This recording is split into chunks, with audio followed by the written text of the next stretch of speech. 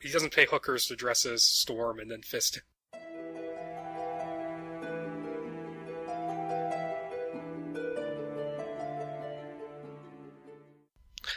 Alright, everyone. Hello and welcome to episode 20, I believe, of the Screenplay Archaeology podcast. I'm your host, Pyramid Head. Ooh.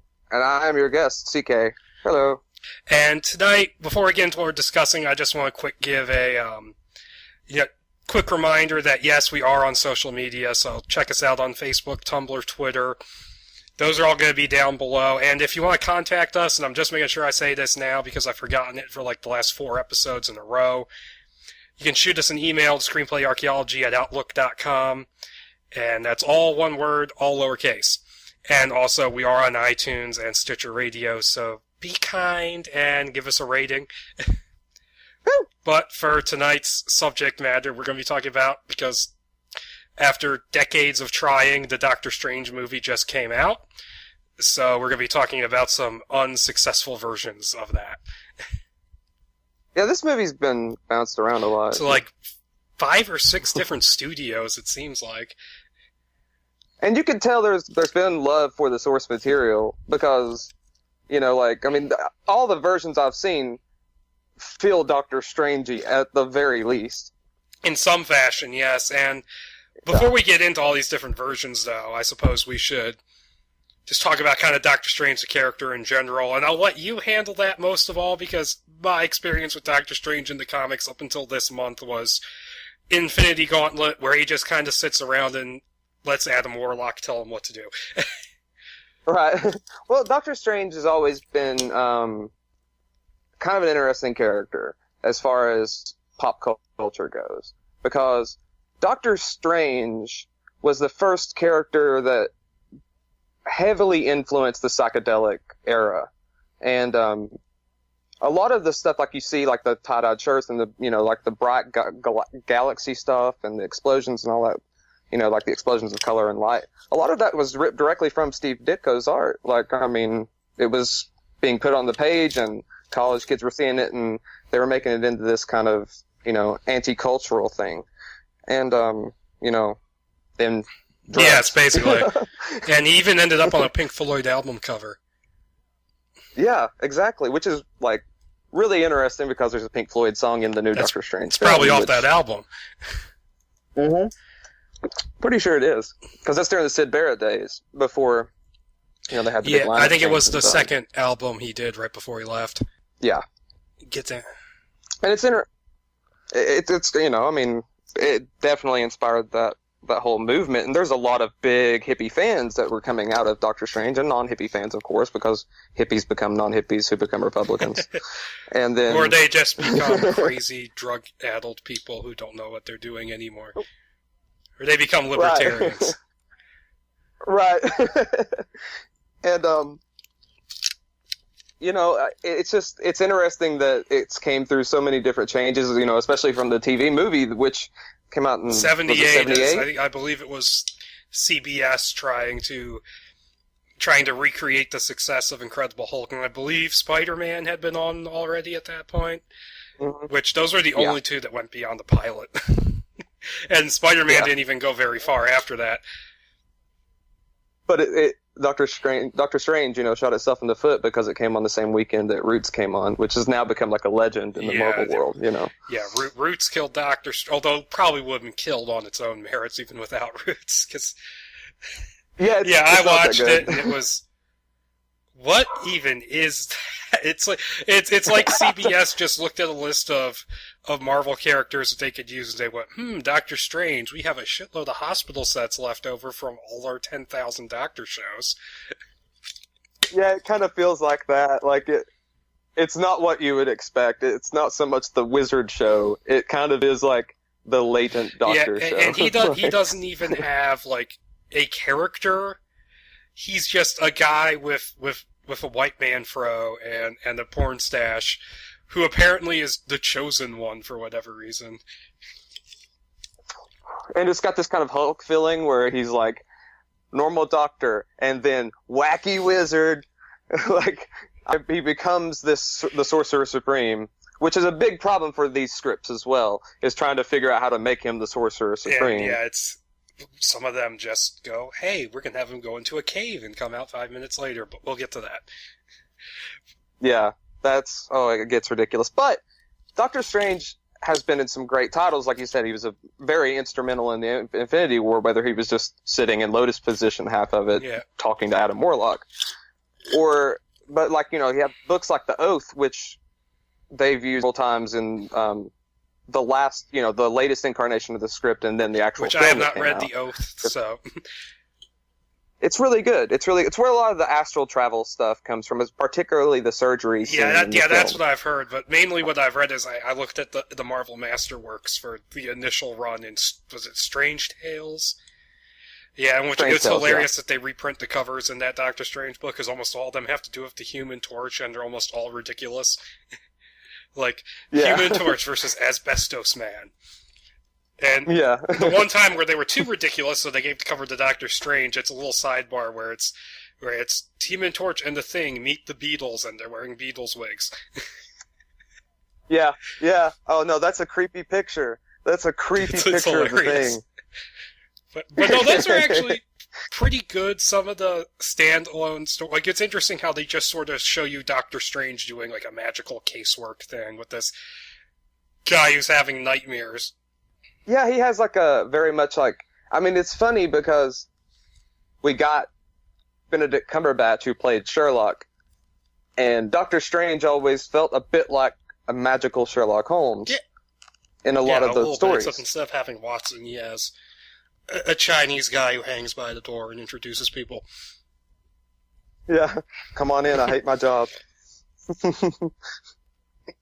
the Sanctum Sanctorum of New York. Those were interesting. I felt Mordo's plot lines got really repetitive after a while, because he's basically, I have to kill all the sorcerers so I can be the very best like no one ever was. Yeah, he's like the hung out to dry. And it just got a little annoying after a while. But when Strange finally makes the trip to the Dark Dimension to meet Dormammu, that was actually pretty cool. Yeah, no, it's pretty cool. It's I don't know, it's weird. It's weird because they made the best decision, honestly, when they made the film, to make Mordo almost kind of a good guy throughout the entire film. Yeah, they essentially they made him what Sinestro should have been. Yeah, exactly. And by including Caecilius in it, which I'm sure when they first were going to Mordo, they were looking at. They actually considered him to play Strange at one point. Really early in development. I still would like that because I like Mads Mikkelsen. Awesome. He's awesome. but that whole thing was actually kind of. And what's interesting is that, not to give too much of the movie away, but that storyline ends with him striking a bargain with Dormammu. Yeah, exactly. To shut up, basically, because he's like, come, fight me, so I can now invade your world. Because I'm guessing at that point in the comics, Dormammu was basically just Shao Kahn. Yeah, basically just ruling the dark world. Which was surprisingly colorful. Yeah, which is really beautiful and trippy. and right before I stopped reading the Masterworks volume, apparently there was a really long story arc that started not long after that, but I didn't. Oh, yeah, the trip. Oh, God. When Dormammu was coming into the real world, and they were dealing with all the consequences of Dormammu living in our realm. And stuff. All I know is that Strange takes a trip to go meet Eternity, and Eternity says no, fuck off. Yeah. Because if you learn anything about Marvel cosmic characters, it's that they're completely useless. Completely useless and don't care about anything. They literally have no. They're the coldest characters in the. I know it's meant to be. Yeah, you look at a universal character like that, and you're like, okay, Eternity, Lord Order, Lord Chaos, they're all dicks, because it's they don't really know what they're doing. Even they're just there because they're a force of nature. It's not like Galactus, where he's like, I have to eat worlds. Well, you also have to make it a ridiculously detailed origin for how Xavier lost his hair. in and around all of these attempts to make an actual movie after the TV movie. Which, I should mention, Archer's mother as the villain, not very good. But no, there was like about 100 different attempts at making an actual movie of Doctor Strange from the 80s into the 90s and the 2000s. And at some point in the early 90s, Full Moon had the rights. But then they lost them, and so they took their script and turned it into a movie called Dr. Mordred. Starring Dr. Jeffrey Mordred. Combs. Which just makes you think, how awesome would it be if Jeffrey Combs played Doctor Strange? Pretty cool. And Shao Kahn from Mortal Kombat Annihilation is playing the bad guy. Because he's in everything at that point. Like, during that era, he's in every movie. Yeah, he's basically Mordo, and there's these weird demon things, which are basically from the Dark Dimension. And it was an okay little low-budget fantasy movie, and there's a bit where... I don't know what exactly the point of the bad guy doing this was, but he turns he brings like a T-Rex skeleton to life to like kill some security guards and intimidate Mordred, and then Mordred like brings a woolly mammoth skeleton to life and impales the bad guy and kills him. And there's like a fight scene between the T-Rex and the mammoth, which was kind of cool. And it was stop motion. Awesome, though. But it's like a 70-minute movie that barely has plot. Well, another film that I always thought about when I think of Doctor Strange, and it always did this to me ever since I was a kid, is Phantasm. Oh, yeah, with the worlds and stuff. Yeah, it feels like a Doctor Strange film without Doctor Strange. Now I'm just imagining Reggie as Doctor Strange. Right? Doctor Strange drives a freaking Hemi-Cuda, and has a apparently. 4-barrel shotgun. Yeah. I just saw all 4 of the movies for the first time, like, summer, so... Well, I'd seen the first one and kind of seen the 4th one before, but... Yeah, I like the first 3. 4 is just... Yeah, I don't even remember what happens in that one. That's the stock footage movie. Where they drive around in the desert for ages and they rip off the Jawa scene from Star Wars. Yeah. And I haven't seen Ravager. Complete. No, I haven't seen Part 5 or whatever it's called. Yeah, it's called Ravager with the V highlighted, which started as a web series, which they just made into a movie. Ugh. But okay, so you had Dr. Mordred, and the rights got bounced around, and eventually Marvel Studios got them. We got the movie that we have, which is really good with a few issues. But above all, it's like 8 of 10. Yeah, really what they should have done is they did something which a lot of big movies do this now, where they say like, okay, we're going to cut this bit of backstory out and make a stupid little prequel comic that hardly anyone is even going to know exists. Yeah, it's not like they handed it out at the door like programs when you go in to watch the movie. Like, here, read this when you're done. Which is what they should do. As a result, Caecilius, who has a fairly good backstory and motivation, you're only told about it. Yeah, because ultimately, though, Caecilius is a better bad guy than a lot of the Marvel films' bad guys that we've had most of recently. them, I think of them as just kind of functional villains. But then you get guys like Malekith, who's literally just darkness. But why darkness? Because. Yeah, and I still maintain my least favorite villain from any Marvel Studios property has to be the Hand. Because they just show up in the last 3 episodes of Daredevil Season 2. It's like, hey, we got zombies in the big hole. And it just, like, crushes the realism. It's like, nope. And what's even more hilarious, what makes them so hard to take seriously, is at the end when Daredevil's, like, listening to them running on the rooftop. Because, like, there's a lot of them, too many to count, and then they run out there and there's, like, 10 guys. Yeah. And the Punisher is, for some reason, a mile away, capping them with a 50. Pow! Pow! And then he leaves. It's like, dickhead, fucking like kill the rest of them. You can see them, I can't. And then he's like, no, I gotta go do my own series, which is filming way sooner than I expected. Yeah. He's gotta go take care of Rick, because Walking Dead just had a ratings tumble. Oh, yeah. Oh, God, yeah, they need Bernthal. Jeffrey Dean Morgan's gonna pick that show up and carry it all the way to season 10. This is off topic again, but doesn't Negan stick around for a really long time in the comics, too? Yeah, he's still not and dead. And he was in introduced, the comics. years ago? Years ago. Well, I mean, he is Thomas Wayne, so whatever. And Martha's in the show, too, so it's a prequel to the DCEU. Yeah. But yeah, the movie actually is really good. Cumberbatch was a really inspired choice. And I remember reading, he was apparently their first choice from the get-go, but there was some question of whether he could have fit it into his schedule. Who was it that really wanted it, was lobbying to be in it all that time? There was a number of actors. I know they looked at Joaquin Phoenix. They looked at Ethan Hawke because Scott Derrickson did Sinister. Yeah, which I would have liked. Ethan Hawke would have been great. They looked at they looked at Jared Leto. Ironically enough, interesting. Patrick Dempsey was who was wanting to be Doctor Strange. Can I take him seriously? I don't know. No, it's like okay, is this a play on a Grey's Anatomy cop thing?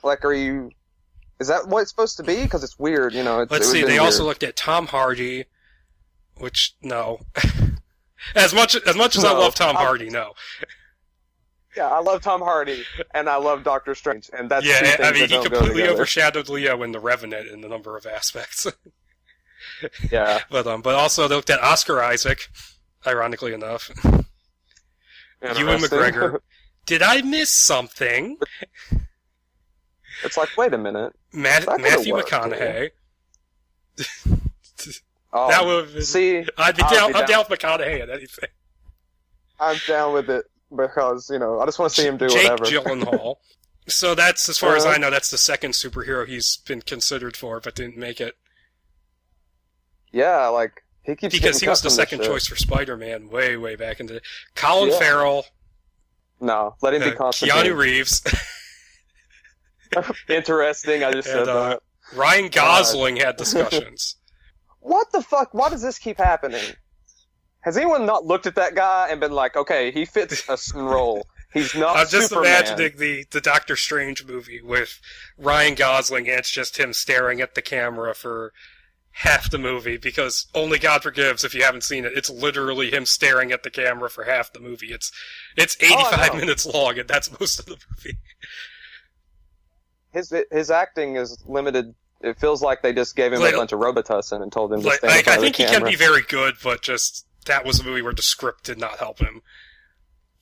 Well, and what's interesting is that, in terms of the director, this is probably Scott Derrickson's best film. And I've seen all but two. Yeah. I've seen Hellraiser 5, which sucked. Yeah. That sucks. Exorcism of Emily Rose was pretty good. I did not see the remake of The Day the Earth Stood Still. Which that's probably where the Keanu consideration came from. I liked Sinister. Yeah, I did not see Deliver Us from Evil. Yeah, and he and Cargill, they also co-wrote Sinister 2, but I feel like that was kind of like, well, we're not going to have time to do this, so let's slap the dumbest script together we possibly have. Yeah, it's kind of ridiculous. But all the scary was sucked out of it by... I hear the death scenes are just ridiculous in that too, and not in a good way. Oh god! It's you can only do that one time and it be effective. See, it's probably his best film to date, although I really like Sinister, and it was really well directed for the most part, and they had a lot of really great visual ideas, and they didn't go for the usual punch out ending to the movie. Right. But yeah, it's his best film. I love Sinister 2 Sinister 2 can just go away. Yeah, it can die. But this film, Doctor Strange felt very cohesive. It felt like they did their freaking best. They struggled through this thing. You could tell that they were trying to make it work, and they did. Well, the struggle even started because they were talking about doing it as early as Phase 2. Because they started considering a Doctor Strange movie for the MCU in 2009, 2010. Which they could have done. Doctor Strange, it can fall anywhere. When I was watching it, this was told to me later, but the time frame I was picking up on was that it happened at the beginning of the MCU, and his training took place within like the entire time frame. Yeah, I kind of wish they had done that and just had start at the same time as Iron Man. Because that would have been really cool, but instead you look at like his trophy case and stuff, and there's awards from 2016. So yeah, it's like 1 year. And you're like, okay, well, it kind of felt like he was there forever. And he's not. And it's important to mention, even at the end of the movie, he's still technically not the Sorcerer Supreme. No, he's not. I mean, until like the only thing as close as he gets, like you said at the end or during that stinger, is he's wearing the yellow gloves. Oh yeah, the stinger. That was funny. I was not expecting that in the slightest. That was the last crossover character I was expecting. Me too. And I was like, oh my god, I was like, works. It's probably gonna be like the Collector or somebody. Nope. Yeah. I was like, oh my god, I'm buying into this. I'm drinking the Marvel Kool-Aid. It's gonna be Thanos doing nothing again but no, it's not. Right. Oh, I got one more stone in my glove. Ready. But no, it was actually really funny, and it was a nice callback to that character's first movie in a way, with the beer drinking. Yeah, full circle. Yeah, and it also makes sense because that was the movie which kind of introduced magic to the Marvel universe, but not really. I mean, for all intents and purposes, that's as close as we get because of you know the characters in the film. I'm like, okay, so that's cool. So yeah, the movie worked out really well, and I will say, even though it looked fairly final, I can see them BSing away into bringing Caecilius back. Oh, totally. Like he's like the leader of the mindless nameless ones, or whatever they are. No, wait. There's the nameless one, and then the mindless ones. Yes, there's a nameless one and the mindless one. It's like reading those old Stan Lee issues where they kept switching back and forth between Dormammu and Mormammu, and they didn't even. That's a funny story. They didn't even know what that meant when they first came up with it. It was just a nonsense word. Yeah, just when that was during the age of bullshit words for Jack Lee and Stan Kirby and Ditko, when they were just like, we're all working together, and it's like, so this week we're gonna have a character named Grah, and they would just spit it out on the stage, and like okay, we'll just make the pages look pretty, and then do this, and then Dormammu or Mormammu just stuck around. Because originally it's just like a word they say, which is like, oh, by Dormammu's power or something.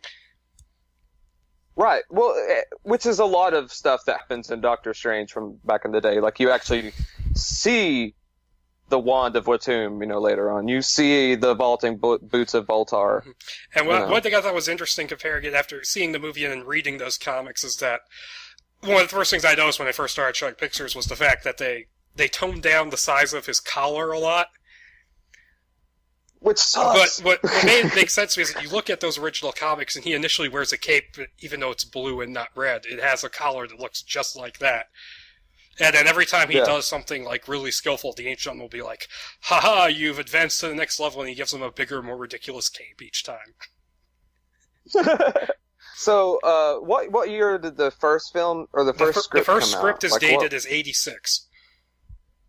86? So that means that they were writing it probably leading up to that for probably a couple years. Yeah, and the year before that was when Bob Gale had the first...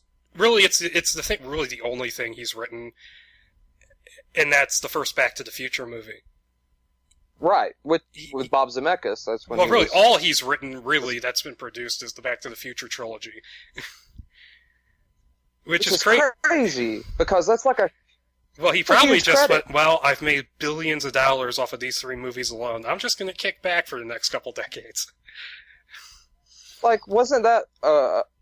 it broke records when it came out. That's one of the biggest movies of all time. And he actually says in one interview that because Back to the Future was so successful and they had to go do a sequel, he actually could not do... Him and Zemeckis, they wanted to do a movie of The Shadow. And they couldn't do it because they didn't have the time anymore.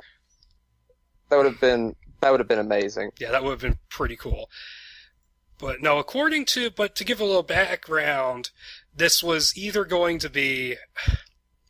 It's not really clear what studio this was written for, but it's speculation that it either would have been Roger Corman's New World Pictures, which owned Marvel at the time, or it would have been this company called King's Road, according to this this Starlog article I have here. But really, no one really knows what the genesis of it was, just that Bob Gale got hired on to write it, and he had actually written comics himself. Right. And so he was a fan of the character, and he actually says in this interview, "Don't worry, it won't be like the TV movie." I guess there was some, like, you know, we don't remember it because we weren't really, like, if it was us now, we would remember it, but I guess there was a lot of bad blood over that TV movie. There's a quote he has here where it says, the pilot that Daguerre did bears very little resemblance to the comic. I didn't care for it simply because if you're going to call it Doctor Strange, it should be what it's supposed to be. I turned on the TV expecting Doctor Strange, and I didn't get it. Yeah, I mean, yeah, that's very true about the TV movie. It's really not Doctor Strange. It's like Saint Elsewhere. And not anywhere near as good as Saint Elsewhere. But no. And so, yeah, so Bob Gale wrote this draft with the intention of making it more like the comics. And what the script is, and I guess I'll give a quick summary here, is that it's basically a really strong character piece and origin for the character that kind of falls apart at the end. It does. Right. What it essentially does is that it sets up Dormammu trying to get into this world from the Dark Dimension. It creates this magical MacGuffin, which isn't from the comics as far as I can tell. And it sets up Stephen Strange as this talented surgeon who, and here he's like a heart surgeon, I believe. Yeah, well, it almost like he's like this superstar. Yeah, he's like a superstar celebrity because he just did this. He just did this innovative bypass surgery. Which my understanding is that in a lot of different comic book versions, he's a neurosurgeon. He usually is a brain surgeon. Yeah. Even though in the Stan Lee origin story, he's just a surgeon. And yeah, there's no particular. And he's in the operating room, and they're like, "Congratulations on a successful operation." Just pulls down his mask and lights up a cigarette. Yeah. Like he would when he was a gangster. But it sets up Stephen Strange as this really arrogant, full of himself surgeon who won't do charity work. Man, he's a huge dick in this script, but yeah, he's like going to this party and hitting on this woman. And I will say, we'll talk about this later because I feel like the way they try and connect this to the rest of the plot going on is a little weak. But he chases her out of this place. He goes chasing after her in his Maserati, and he almost hits this frothing demon thing, which we'll talk about in a minute. And so he gets in the car accident. He damages his hands, but okay, we're gonna have to talk about this because the hand damage is completely different in every single one of these things. Yeah, it's very different injuries. Like, and this one, it's just like his hands mostly are okay. It's just nerve damage, which makes his hand shake. Yeah, and so like you're like, well, couldn't he still do this shit? Well, no, he probably can't because he needs to be precise. He needs the dexterity. Yeah, and this is the one where his hand. Yeah, he's got the tremors. He's got the tremors, and he has like the sleight of hand trick that he does with the disappearing balls trick, which he can't do that anymore because he lost the dexterity. And so what's interesting about this character arc is that, well, we're only doing a summary now, so. But this basically he ends up losing everything, and this sends him on the path, which eventually leads him to the Ancient One, way off in Nepal, I believe they say. Yeah, it's in Nepal. Which most of them Nepal or Tibet. Nepal. It changes. Yeah, I get it. I do. I get it. But so here, I do think it's kind of funny that there's some of these scriptures like, I have to fly to Tibet. And I forgot to mention the animated movie, but he does that in that as well. But that's not very good, and not worth talking about. He's like, well, I'll just keep doing this then. But no, so he ends up at the Ancient One's place, and he learns magic, and he gets introduced to Baron Mordo, who in this isn't a student, which we'll get to. He feels like more of a like a contemporary. There's a bit of a bullshitty backstory that the script has with him. Yeah, like he's just been hanging out there. And this is where he starts learning magic, and eventually they have to stop Baron Mordo from unleashing Dormammu. Because Mordo like tricks him into thinking that he can do the ball trick, so he'll leave. But he can't. It's just like a trick of his eye. because in the mirror he can see he's not doing it. Yeah, and it takes forever for that to get resolved. Oh my god. There's like if you paced it out, it'd be like 45 minutes of that movie was him going back and forth, bitching at Carl Mordo, and then bitching at the Ancient One, and then going back and standing in front of the mirror and trying to do his trick. Ishram, the other monk. Yeah, Ishram. Yeah, poor Ishram. He's just like, I don't know what to do, man. You came here. No, for the most part, I'd say the script is pretty strong in setting up Strange's character arc. If there's one thing I would change about the first 2/3, it's that I would either shorten or remove the prologue. Because there's like a 15-page prologue of the Ancient One and his master 700 years ago in what would now be Turkey, stopping Dormammu from coming into the universe because there's this magical staff thing called, and this annoyed me, they kept calling it Skull Cane, like it's a person instead of the Skull Cane. I know, they're like Skull Cane. I was like, okay, wait, who's Skull Cane? Fuck, that's the thing. And I was like, call it the Wand of Batum! It is the Wand of Batum! I don't know the Wand of Batum, but... It basically is. Like, it's the same story.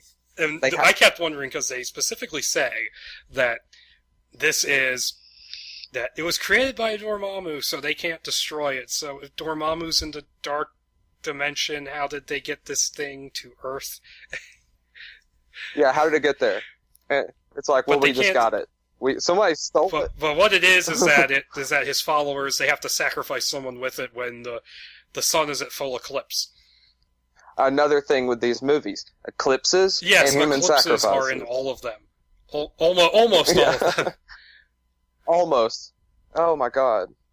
They were really hung up on that shit in the 80s and 90s. I don't know why, but... I don't know. I wonder if they read the previous scripts and just went, let's use the eclipse. You kind of think that they had to at least... It's kind of like Freddy vs. Jason, where that one idea just kept permeating throughout all the different scripts, and it's such a shit idea.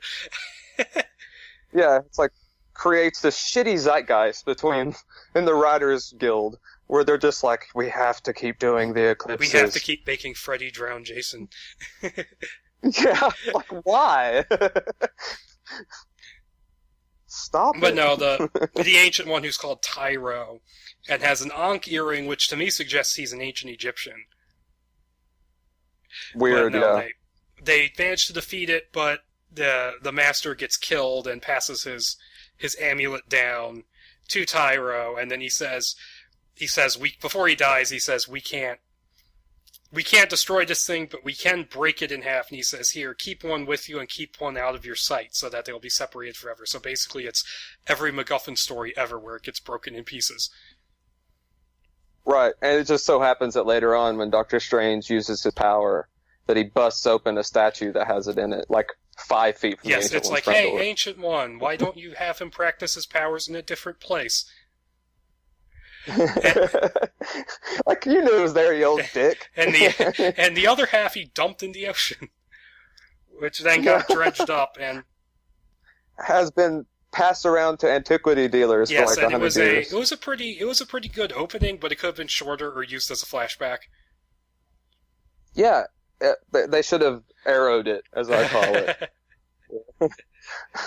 That show like got it right. Look, for one time, it's like if you do a flashback, wait.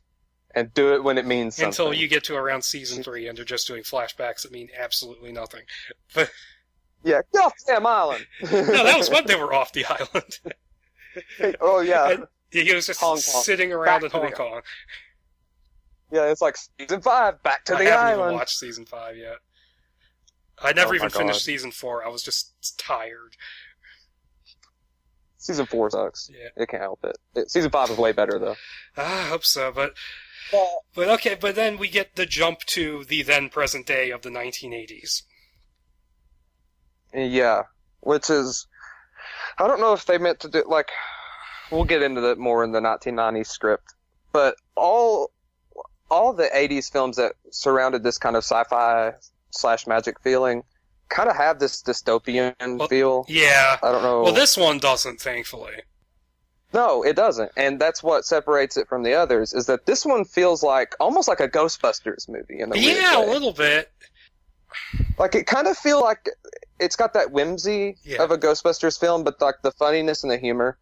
I really wanted, like, I could see this movie totally made, but the problem that we get into with this script is, in a lot of them, the effects in all these films seems like what was it seems like they back. were ambitious beyond what they could possibly do at the time.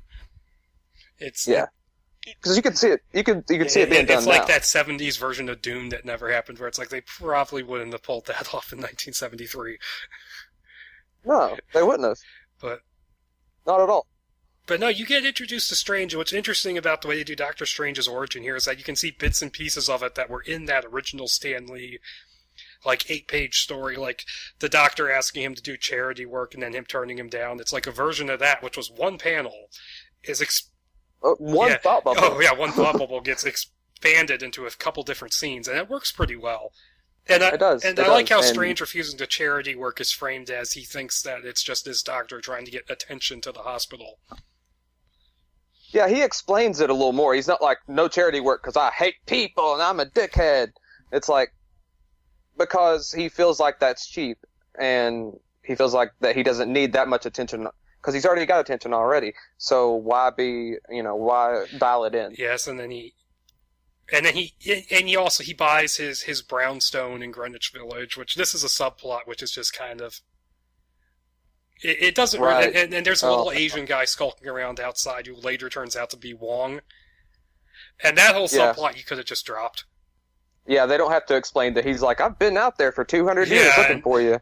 I mean, it kind of feels that way. But so he buys the thing, and then he goes to this party who has this rich woman who has one half of the skull cane that got dredged up from the ocean. And he's there, and there's this woman who's also interested in. You later find out she's someone called Liana. I don't know if she's a comic character. Okay, don't think so. She sounded like she might have been. But he's like coming on to her because he thinks he's Tony Stark and he can get any woman.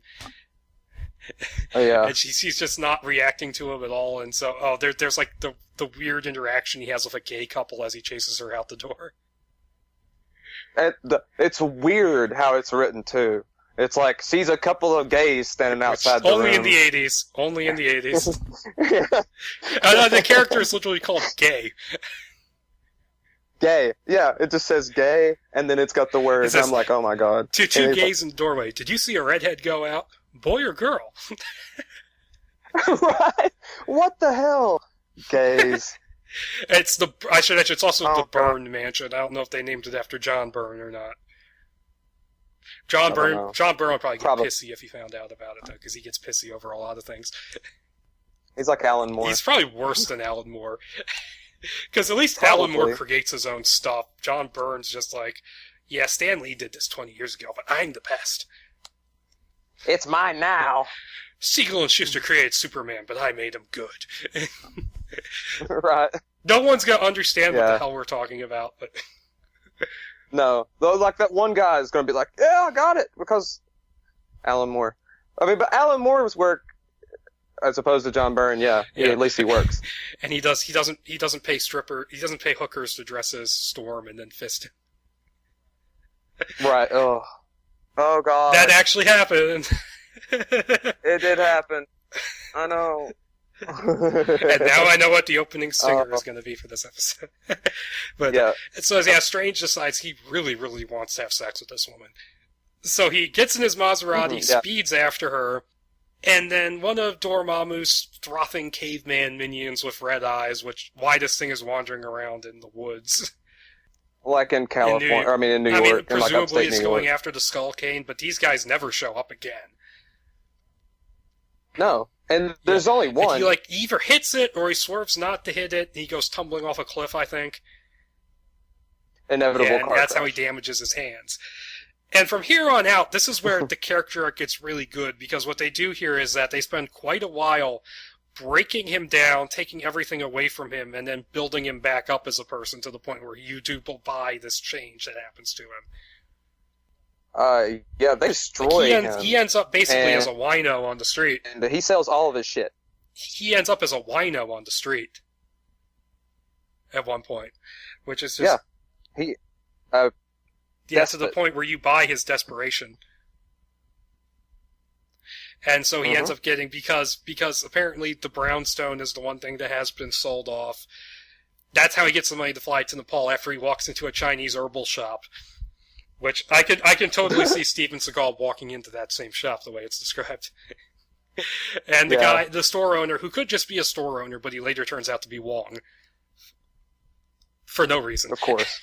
Just says, hey, I've heard there's this story about this guy called the Ancient One who can do anything, and so Strange, who got all the money off the brownstone from his friend, then flies out to Tibet, Nepal, wherever, and he starts poking around, and really the ending of him, just his personal transformation, because no one will tell him where this place is. Yeah, they're all like, no. It's like, no Rajas, and he's like, no, like in all of them. Like the Ancient One, and everybody goes, fuck you, there actually is some pretty good humor where his guide says, hey, I can't stay with you anymore. I'll give you this book to guide you along the way. And he goes like, oh, is it like a philosophy thing? He goes like, no, it's an English Nepali translation book. Yeah, it's a dictionary. And the humor in this is actually pretty well done for the most part. It is. It's pretty funny. There's a really stupid joke later on, which you probably picked up on it. Yeah. Yes, it's a pop culture reference. Yeah. Yeah. Mm-hmm. Yes, Dynasty. We'll get to that. It's also part of one of the worst parts of the script too. Yeah, it's pretty weird. No, so he gets there, and basically the last step of his personal transformation is that he decides he's going to help this kid who's gotten hit by an arrow. He helps him without any sort of personal gain, and then they decide, we're going to bring you to this guy, and he has like a drawbridge up in the mountains, which just reminded me of Uncharted 2.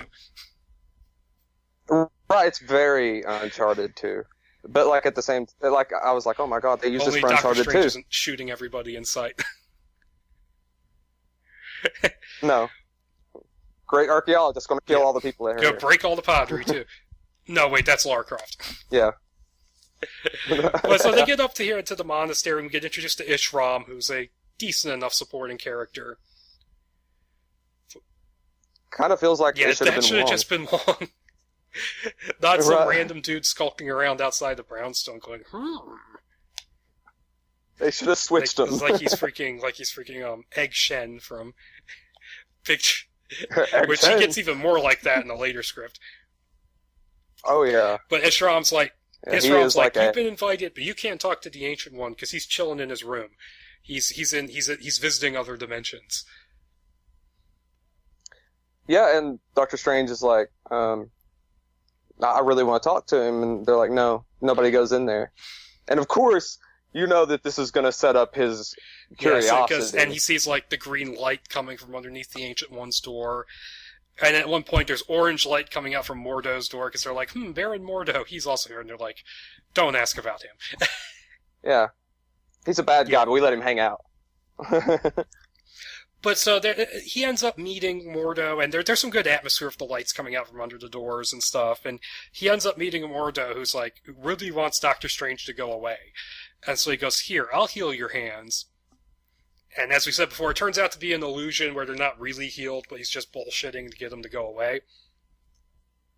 Yeah, it's a cheap parlor trick. And then the Ancient basically. One finally wakes his ass up, and he was like, ha, no. Your hands aren't healed at all, see? And so Strange is like, hey, Mordo, the guy just fucked up my hands again, fix them.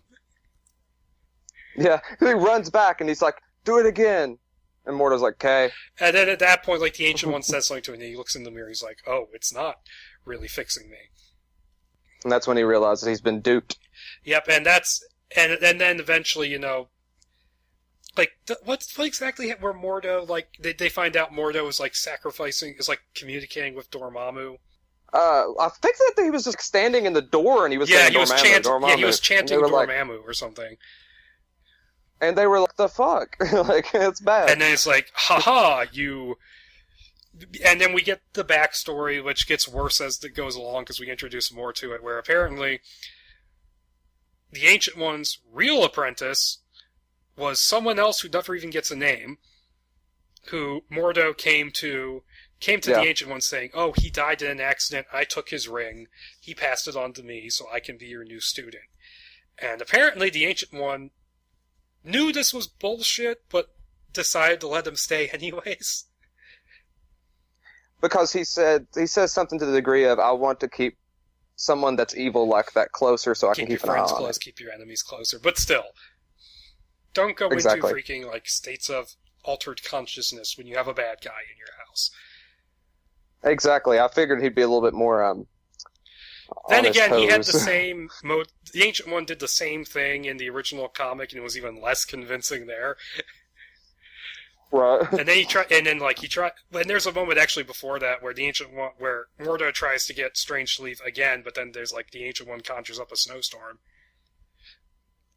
Yeah, which wasn't real, which was in the original comic as well. Yeah. It was all an illusion to unmask Mordo. No, they unmask Mordo, and then Mordo just fucks off through a blue portal because they color code the powers in this one. Blue, red, and green. Blue is opening a portal. Yeah, and movement. Green is astral travel, and red is shooting firebolts.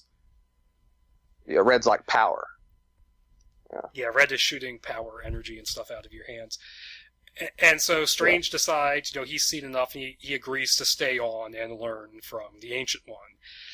And following on from that, we get an 80s montage. Yeah, totally. A written montage. A written 80s montage. Just someone filmed that and set it to Hearts on Fire.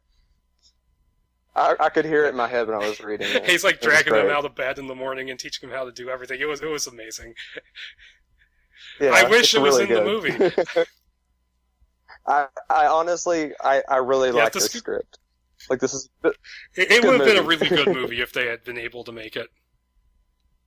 Yeah. And I could have seen Zemeckis making too. Like, this would have been his Ghostbusters. Yes, yeah, very much so. Also, there's a joke I just found in the script where Ishram tells Strange about the library. He says, "You have anything in English? Kipling, maybe?" And he goes, "No, but we have Joseph Conrad." That's like the two opposite spectrums when looking at colonization, colonialism. Yeah, that's hardcore white colonialism. And so they're training, and then Strange is off practicing by himself. He's focusing his powers through the eye of Agamotto, which changes its role through each one of these a little bit. And sometimes, like most of the time, it's just there. It's not hugely significant. It's just something he uses to do things with. Not as significant as it is in the film that we got. Not at all. It's just literally it's just a magic thing he has. Like, spoiler, that was time not gem. A spoiler. Everybody went, that's going to be either the soul gem or the time gem. You knew it was coming. So I'm just assuming the last one is going to show up in Ragnarok now. Ragnarok, they've said Guardians of the Galaxy won't be that tied into anything, so. So probably Ragnarok will have the soul gem. Or it would be hilarious if it showed up in Spider-Man. But I don't see it happening. But if it did, it'd be funny because like Mysterio would have it. And he would just take it. That's where Mysterio gets his abilities from. Yeah. But.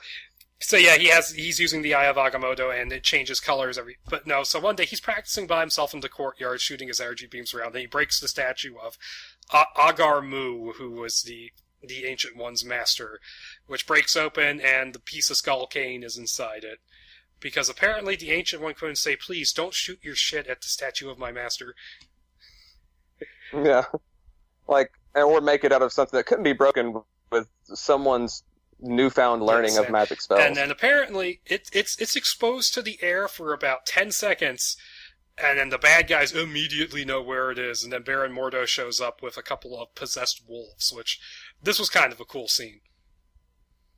No, it is a cool scene. It very much is a cool scene because you can see it. And it shows that Strange has powers now, but he's still limited. He can't do two things at once. Yes, and the Ancient One gets injured here, but it's interesting is that unlike the other versions, the Ancient One doesn't die in this script. No, he doesn't. He's around for the entire thing. Which is true of the comics as well, because even after Strange became the Sorcerer, he was still hanging around. Yeah, which I don't know why. I guess it makes sense, like if you really want to pound that idea home, but I like this version where he doesn't die. He or she. Right. But just the Ancient. Yeah, just the Ancient. But no, he gets injured, and then Strange says, because he knows where the other half of Skull Cane is, and that's something I don't like, that he just randomly ran into the thing before he even knew about magic. Yeah, that didn't have to be put in there. It could have, I don't know. It's a bit too tied together. Basically what he does, he decides he's going to go after this thing, and this is the moment where the script starts falling apart, because really what it should have been was he just starts tracking down Mordo and hunting him down. But then... Yeah. I gotta go find this item. But then it goes off on 100 different tangents, and they introduce a whole new character. Well, reintroduce from earlier, and it just kind of falls apart, because, okay, he decides he's going to go back to New York, he goes to the Brownstone, he meets Wong and learns all about that Destiny crap. And then he goes to that woman's house, in full costume, by the way, and she says, well, I've sold it off to this antique dealer called Liana, and it's the woman from before, and he goes to meet her, and you're like, okay, Steven, how are you going to handle this? You know she might be evil. And so he's drinking with her, and he's like, well, I have magic powers. He's like, well, I don't believe you. And he decides to test them out. He decides to prove it to her. I mean, you could open a portal and be done in 5 seconds. You could shoot a red blast out. But no, he goes into astral travel. And because apparently her office is 5 miles away or something, and it turns out it's a trap. Dumbest shit. And it's established earlier that if you're away from your body for a certain amount of time, that could be very dangerous. And it's different across all of these. And it's like an hour. It's an hour for this one. It's not specified in the others, but in one he goes out for as much as 5 hours, I think. But this is the one with where he's noticing all the clocks. Yeah, I think so. Yeah, he's 8:46. He has to be back or something. Yeah, he keeps checking clocks, and pretty much what is that Mordo has struck a deal with her, and you find out what it is, because Mordo very loudly announces to Doctor Strange's astral form that he in fact actually that he told her that she's the sister of the original apprentice that he killed, and she walks out from the other room and is like, the fuck? Yeah. Dick, I was listening. You think I'm just going to leave? I think it's funny, he walked into the apartment, didn't even bother to check the place before loudly announcing what he did. I'm the bad guy! And so these two thugs are have driven Strange's body off somewhere else, and so he's running around looking for it. And although this scene is very Ghostbustery in its own way, it's ridiculous. It's actually a fairly suspenseful sequence the way it's written. It's just too bad it's so much complete stupidity sandwiched into one part. It kind of becomes like the Batman chasing the bomb, or trying to get the bomb out of there in Batman the movie. I was going to say, this isn't a Rises joke, is it? Yeah. Totally. It's like that. Where's my body? You can hear the Benny Hill theme playing as he chases this car around.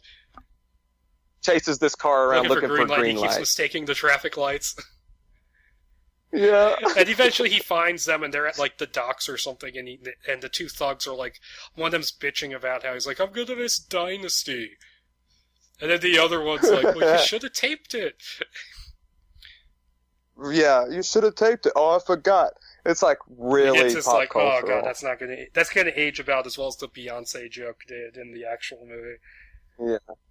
It's gonna, damn. It's not gonna work. No, it's not. And more or less he gets the body back and then deals with the thugs. It's not anything huge. I think he just throws them in the river. Yeah, something like that, and eventually I read this a month ago, so yeah. He ends up going back to Liana, and they form an alliance, and they're kind of, sort of, played as a love interest. But all the love interests for Doctor Strange are. Oh, and I should also mention these two thugs. They were named Satch and Whisker. Oh God, I forgot their names were Satch and Whisker. Whiskers. Ridiculous. Whiskers, yeah. Oh man, that's bad.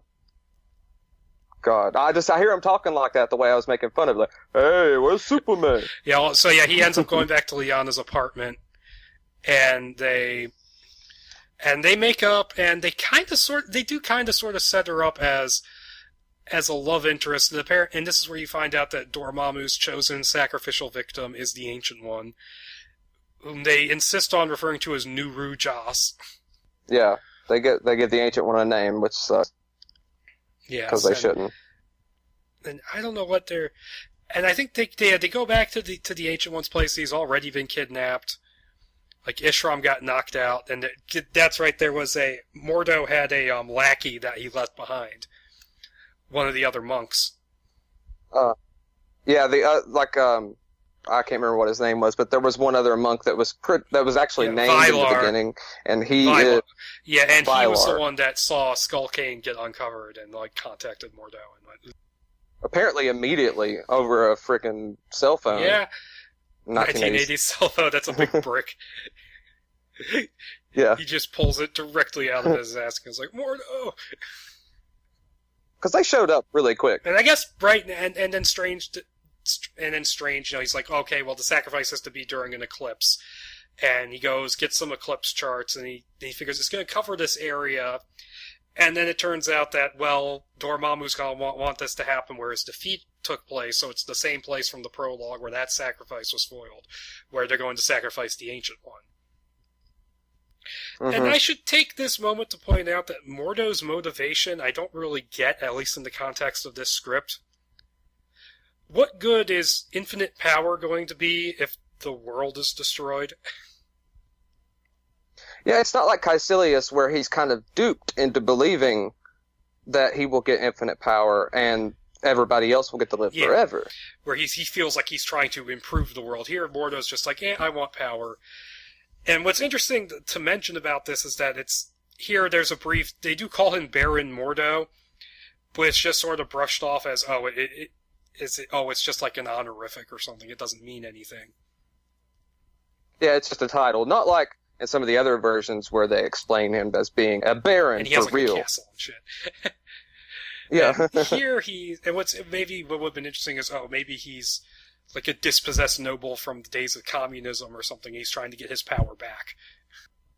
Yeah, but nope, just let's destroy the whole fucking world. No, let's just destroy the world. And then, so we fast forward to the final battle at the same place that we saw at the beginning of the movie, which I think that I get why from a narrative standpoint, but it seems a little repetitive. Yeah. It's like, you could have done something a little different. And so we have this whole fight with Mordo and Liana and Strange, and you have Dormammu sitting there where the gate is thin, and he was like this at the beginning too. I think he talks way too much.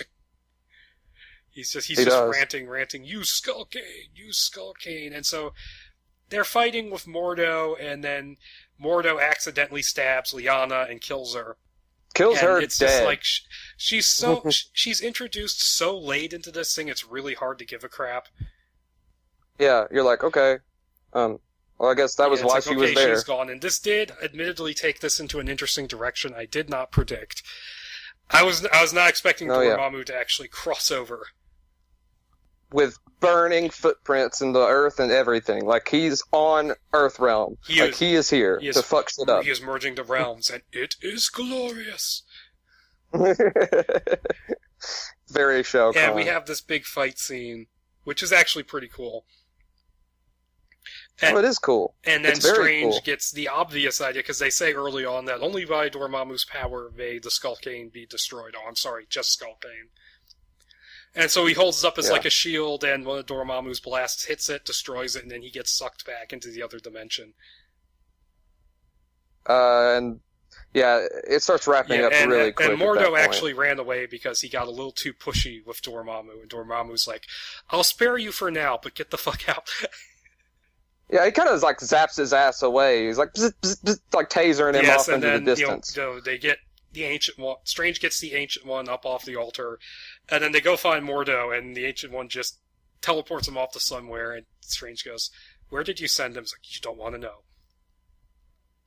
Right, like, but I do want to know, because I need some finality to this story. And then they walk off into the sunset like Rick and Louie in Casablanca. Yeah. It just, and you're like, wait, but you killed the girl. The girl's dead. No, we don't even give a shit. They didn't even try to, like, I was like, okay, they'll bring that back around. Like, they'll bring her back. No, she's just dead. No. She's dead. She got a crystal buried in her spine. Cold dead. Yeah. Yeah, she's even the script doesn't care about this character that got introduced that early. It suffers from that same problem that a lot of scripts do suffer from, is that close to the end they start wrapping shit up as fast as they can because they realize they've written too much exposition. Yeah, it's sort of like Iron Man 2 where Whiplash just shows up at the end, they go bye and kill him. Unibeam. Which I know that's very comic booky. Like, I said that even when we were watching it when I was at the theater. Everybody's like, what the hell? And I was like, that's what he would do. Well, the Unibeam is fine. It's not giving him a decent fight scene before that. Right. It's like in the comics he would have done that when he showed up, but you've also got like 30 years of build-up of knowing about Whiplash's fucking story till he dies, too. It's also, like, dare I say it, Parallax getting punched into the sun and the movie over. Yeah, that's the end. Oh, okay. Oh, wait, Sinestro has a yellow ring. Bye. Right, no. And now we have to wait until 2020 to see Green Lantern again. Although we will see some kind of Green Lantern, apparently, in Justice League. Well, I think it won't be till Justice League 2, but... But apparently, at least we'll meet the character. Yeah. Which I'm guessing will be like Hal Jordan flying in a 747. Yeah, it'll be a random little 30-second video GIF. Oh wait, there's a second flash drive. With well-made logos by LexCorp. I wonder if LexCorp will sue the Justice League for using his logos. They're going to be pissed because they paid somebody a lot of money to make those icons. Content ID. Yeah, they had shadowing and they were beveled. It was beautiful. Yep. And so that's the Bob Gale Doctor Strange script. With a couple more drafts, this could have been great. Yeah, it's the strongest one, and like you said, a couple more drafts and cut into a working script. It would have been a really good movie. It'd have been like Marvel's Ghostbusters come out in like '88. What it needed was maybe to get him into magic mode a little bit quicker, or expand the ending so that it's not just a bunch of stuff happening in the final act. Yeah, and if you remember, like, this was during the day of practical effects, too. So every time that somebody is murdered on screen, it's a little bit more brutal or less brutal in an 80s film than it is in, like, a 2016 film. So it can get you an R rating pretty quick. Like one death. Yeah, pretty quickly. And, okay, that was Bob Gale. We don't know why this fell apart. It was probably budget or something like that. But there's very little information about this here. And so the project, this kind of, it changed hands again, and alright, and continuing on from there, eventually the Doctor Strange rights got picked up around 1989, 1990, and they were picked up by a studio called Regency Films. And the project, it got handed over to the director-writer Alex Cox, whom... I don't know if you've seen any of his films or not. Not sure. I mean, I've seen a couple. I watched a couple just to sort of prepare for this. He did his debut film was Repo Man with Emilio Estevez, which is just yeah, it's weird, crazy, insane, entertaining film. I own the Criterion Blu-ray. Yeah, it's a great movie. Cox. Yeah. What else did he do? He did it. His film after that was Sid and Nancy. Yeah, weird. He made weird stuff. That one was. I watched that one. It was okay, but it was the characters and stuff and the acting were so cartoony. It was hard to really give a damn about when it tried to be dramatic.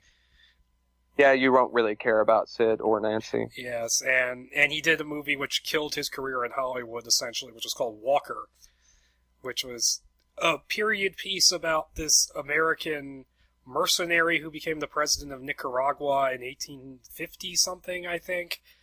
But he was trying to draw parallels to the modern day, and he inserted all these anachronisms and stuff, and that's what it's known for. And it was a massive flop at the time. And so it was like a Banana Republic yeah, film, kind of. And it was a huge flop at the time, so Hollywood basically wouldn't give him any more work, and so he's mainly made independent stuff since then. Yeah, but like those Repo Men's pretty good. Repo Man's fucking awesome because it's got Harry Dean Stanton calling people gypsy dildo punks. Yeah, it's pretty awesome. Swinging baseball bats at people, and Tracy Walter going like, John Wayne was a fag. It's like, the hell he was. Oh, I love that movie, dude. And there's aliens and shit. Yeah, there's aliens. No one can explain that movie. It's impossible. No. But so yeah, so they gave it to him, and he's actually said there's a little blurb on his website where he talks about how Strange was his favorite superhero and Dormammu was his favorite villain, and you can tell by reading the script he cared more about Dormammu than he did about Mordo. Oh yeah, like this is the Dormammu. Like there's a lot more going on with Dormammu. Like Mordo feels like a cheap sidekick. And Dormammu doesn't really show up until much later in this. No, it's actually kind of long. That's a really long sequence, and it's really badass. And so this script, the storyline is that what's interesting is that it's not an origin story, but it kind of is. And more or less what it is that Strange he's already a sorcerer. His origin story is, about his hands getting messed up it's briefly talked about while he's on Oprah. Yeah, he is on Oprah. Yes, it does say right at the beginning that he's talking to Oprah, which is just weird. And so what he is that I'm guessing that he's also a best-selling writer who goes and debunks occult stuff. Oh god, the best way I can describe it, it kind of feels like a fever dream. He feels like he's Bill Murray in Ghostbusters 2. Yeah, it's almost like this is Doctor Strange. If certain things in our world ended up the way they're supposed to end up, like with global warming, there's this whole like environmental it's thing really going bizarre. on there. And yeah, but he's a best-selling writer, and he gets contacted by this young woman named Tanya who's having dreams about Dormammu coming to Earth, and also him and his mentor who's named Condell in this script. Mm-hmm. They realize that, and the whole backstory with Mordo and them is not really explained, but they know Mordo is up to something, and this one, Mordo, who's called Byron Mordo, is the head of Mordo Industries, who is destroying the environment in the most cartoonish way possible to prepare the way for Dormammu. It's like LexCorp. It is. He has two buildings too, and part of this is that it takes place in the year 1999, and New York is completely covered in smog.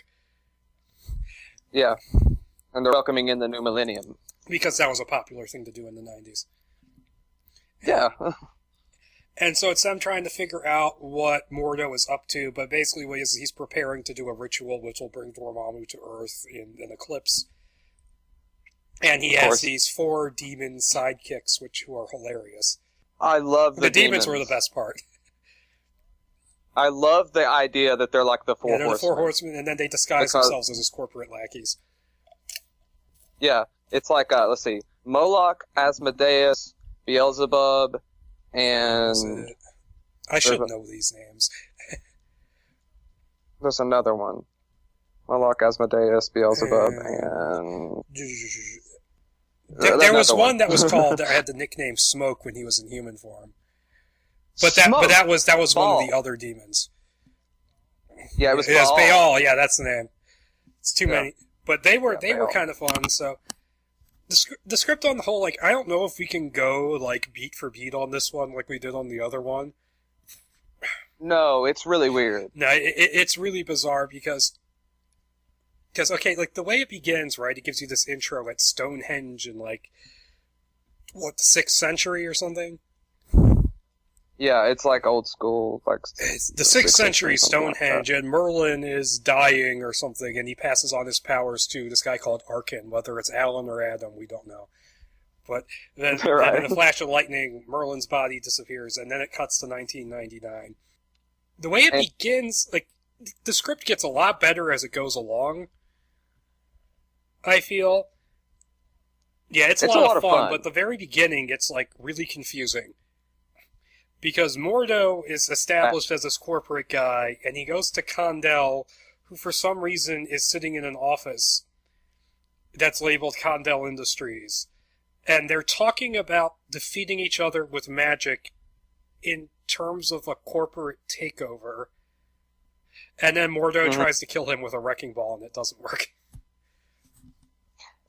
It's kind of like his films, the way that he wrote them, it kind of reminds me of Paul Verhoeven in a way where he's trying to... He's grabbing onto what is popular during that time, which of course is Reaganomics. Trying to do social commentary. Like yeah, social commentary, which is definitely Reaganomics for RoboCop and for Doctor Strange in this case.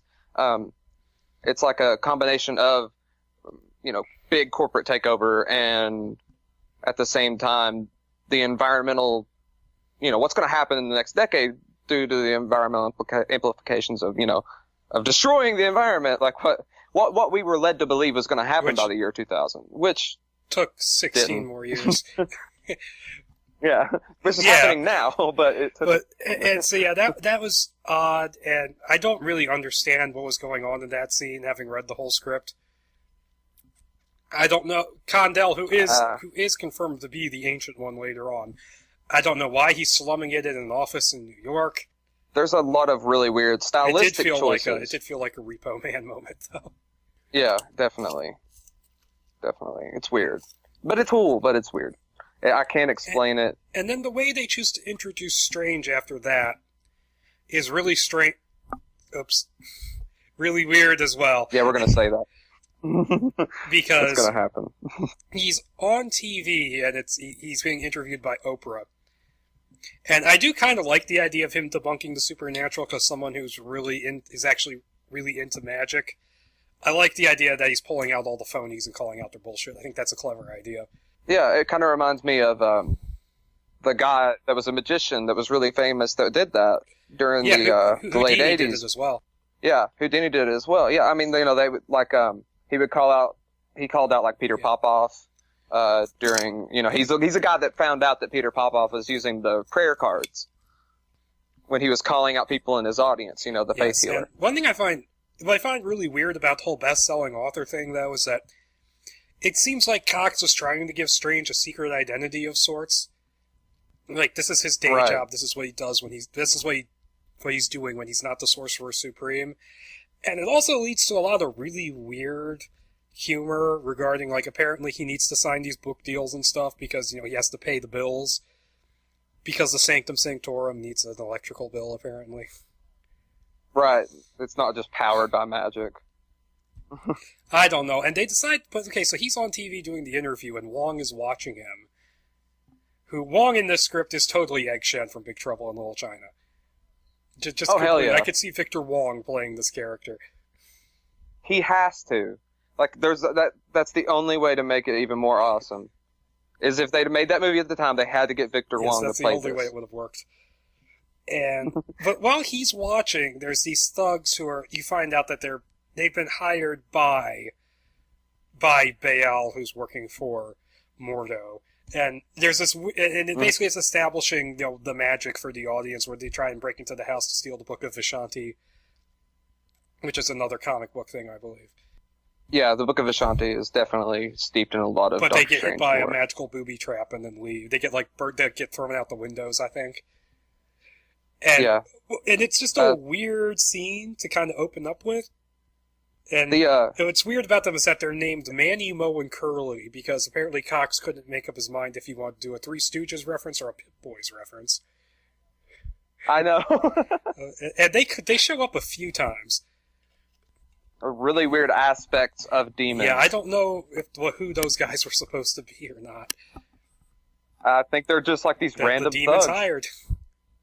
The demons hired or created from flies. See, they just reminded me of those random goons the Joker would hire on the animated series.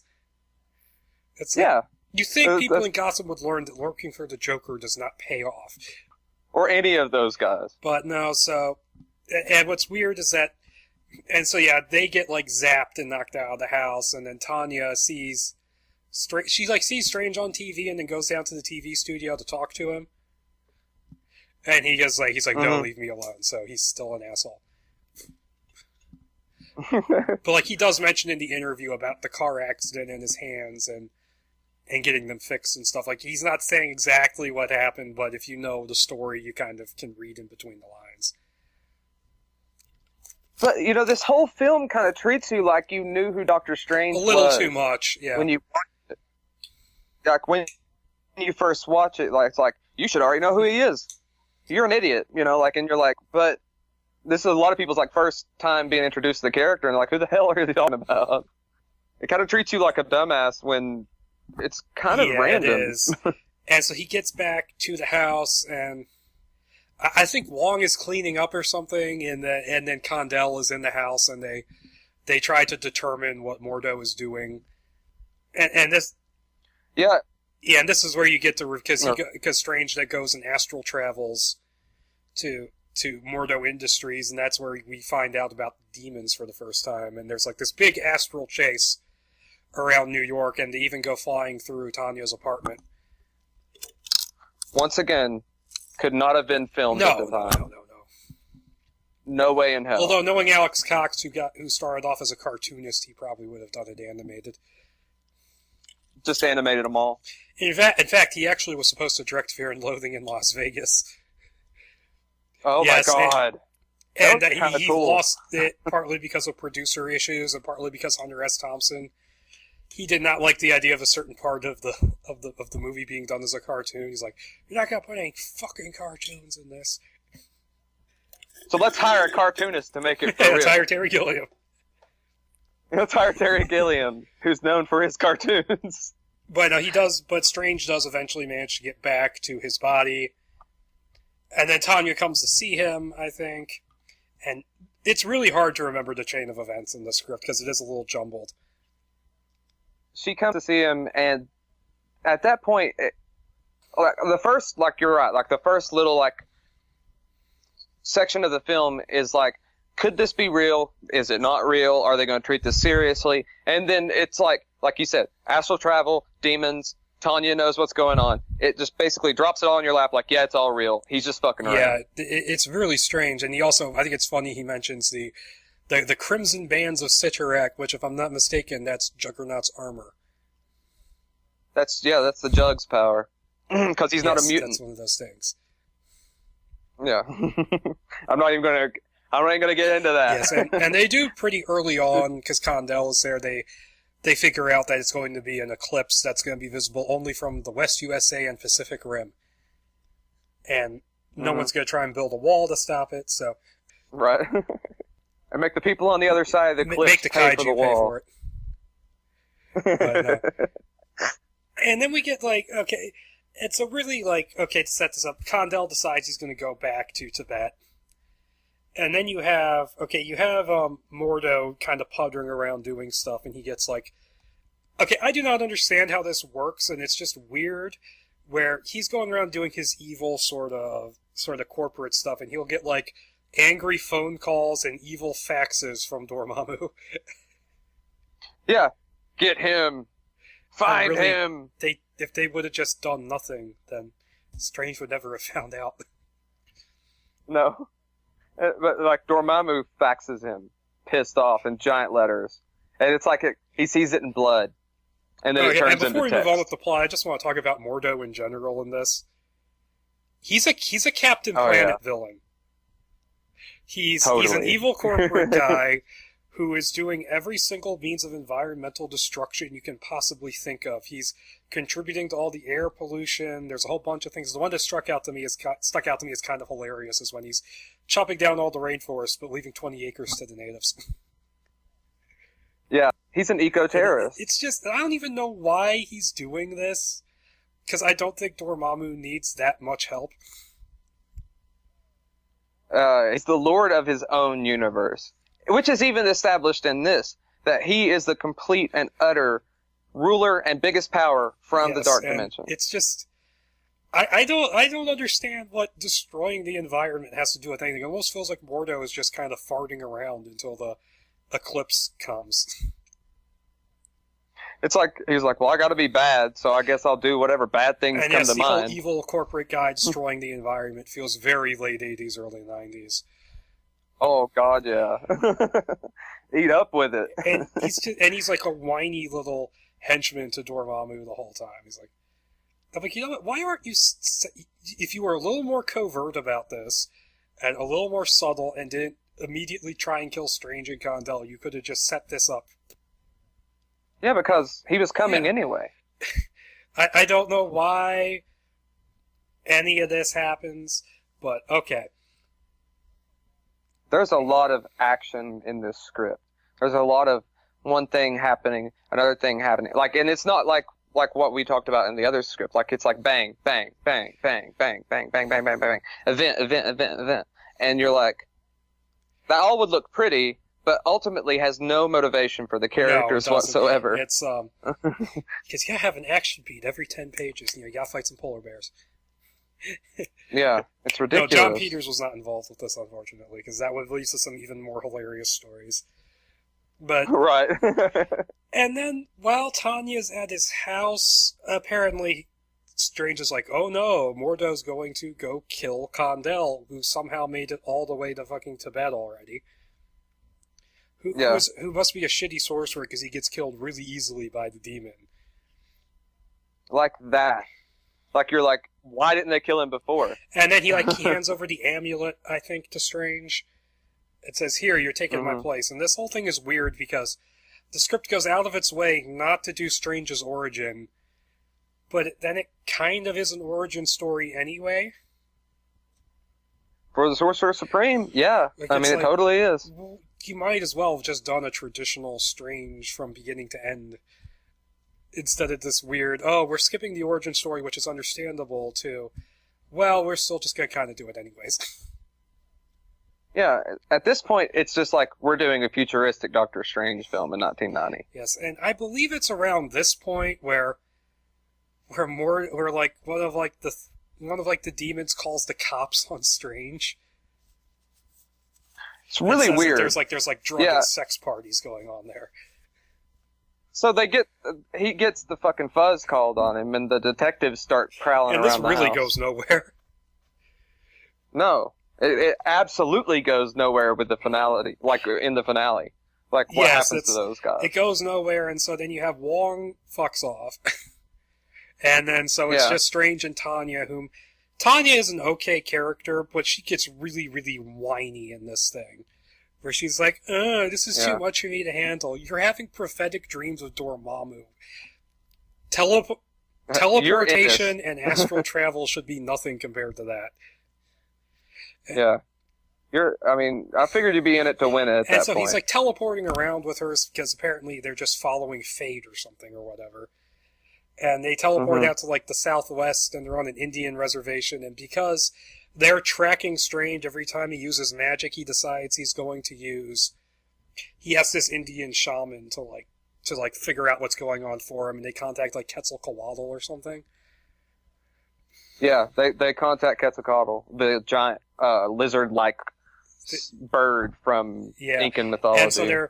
And so that whole ritual happens, but Mordo finds them anyways and then kills those guys. So it's like, congratulations, Strange, you got some innocent people murdered.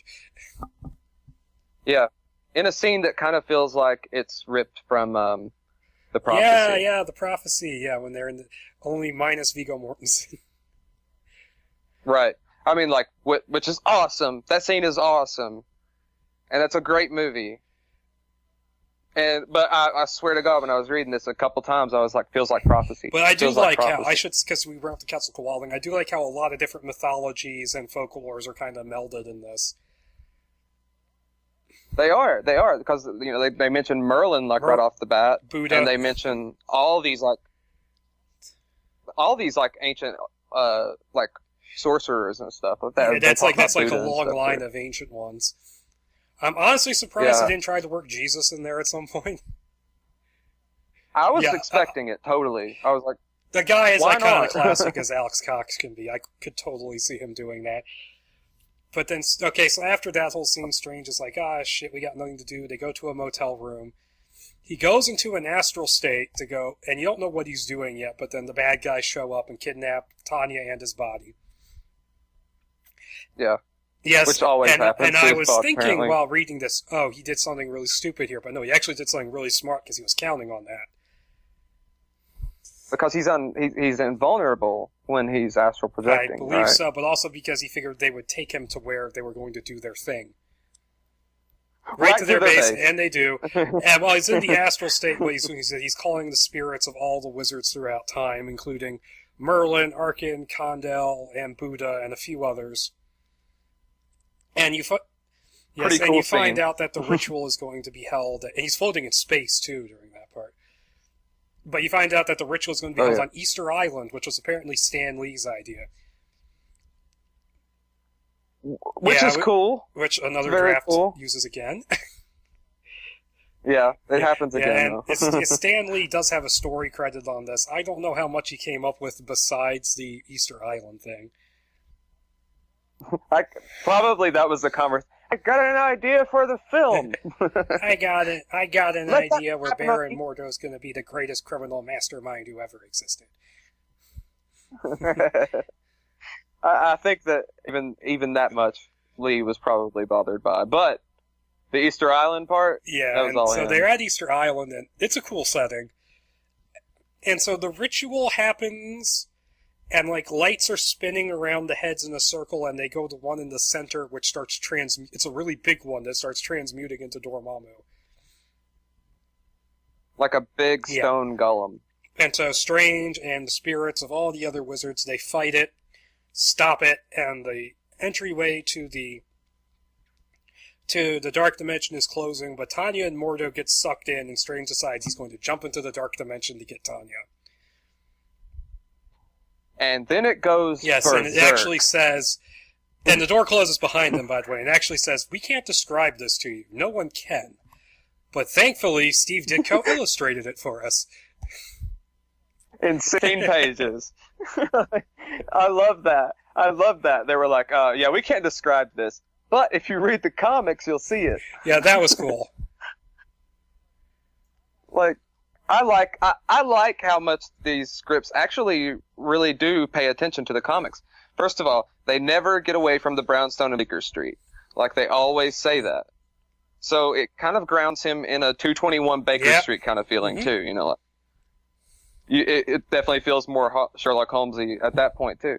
And you're like, I just love how all these scripts really care about Doctor Strange, though. Like, you can tell that people that wrote this loved the character. They just had their own take on it. Mm-hmm. Yeah, you can tell Cox does have a love for this, and this is where the script gets really good. Because they're in Dormammu's throne room, and he says, okay, I'll send you and Tanya back, but you have to fight my champion, Mordo. And so they're having like a big souped-up gladiator match. Wizarding gladiator match. At the same time, like, Dormammu's like jumping into Strange's mind and showing him how the Earth will be in a better shape if he is allowed to take over and destroy humanity. And what's so weird about that to me is the fact that the evil, invincible being from another dimension is actually allowed to argue his case and have a more convincing motivation than the human villain in the script. Yeah, he makes a lot more sense. Whereas Mordo's just like, I'm going to chop down the rainforest for no reason. Yeah. So I win. He flies around in his helicopter, because of course. But no, eventually Strange does defeat Mordo. And Dormammu's like, oh, okay, I guess I'll send you back. Because at that he's like, well, I promised. But even then, he's like, you know what? I don't have to do anything. He's like Pinhead at the end of the first Hellraiser. Yeah. He's like, I guess I'm a good guy for a second. Fuck you. Like, he feels like a force to be reckoned with. Yeah, like Pinhead. He's like, no, don't do that. But okay. But no, they get out and they end up they get out of the dark dimension and end up materializing on the Long Island Expressway. Where apparently her mind has been screwed up by going back and forth between dimensions, and she's now realized who she is. She's the reincarnation of the sorcerer Queen Nefertiti, and then Condell drives off with her in a taxi cab. Yeah, no, she totally knows she's Nefertiti. Like, she's like, oh, that's me. That's why we mentioned it earlier. Weakened, and then they just drive away, because Alex Cox says this weird thing about people driving away in cars at the end of his movie. Like, it's always an Impala. Because like, it's leaving the Chevy Malibu at the end of Repo Man, and the Sid and Nancy in the heavenly taxi cab. Yeah. I don't know, man. It's like, did he write Grease? Oh, God, hopefully not. I know. And then Strange goes home, and he finds a note from Long saying, "Oh, the electricity's been turned off." And he sits and he played, and Tanya gave him a record earlier, which was from Link Ray, Fallen Rain, which comes up all the fucking it comes up time. a lot. And then Strange sits down and listens to it, which is I actually listened to the song on YouTube. Really good song. Kind of an odd choice to end a Doctor Strange script with. I know, I listened to it too, and I was trying to figure out, I was like, okay, this is probably going to have some meaning. No, it doesn't at all. It's just a familiar trope throughout. It would have been a different way to end it. Yeah. I mean, it's like, he doesn't sit down and listen to some, like, grand piece, like Knights in White Satin or something that comes up, and you're like, oh, that's magical. No, it's weird. Well, I mean, they couldn't put in Adam Hart Mother because they don't have 20 minutes worth of end credits.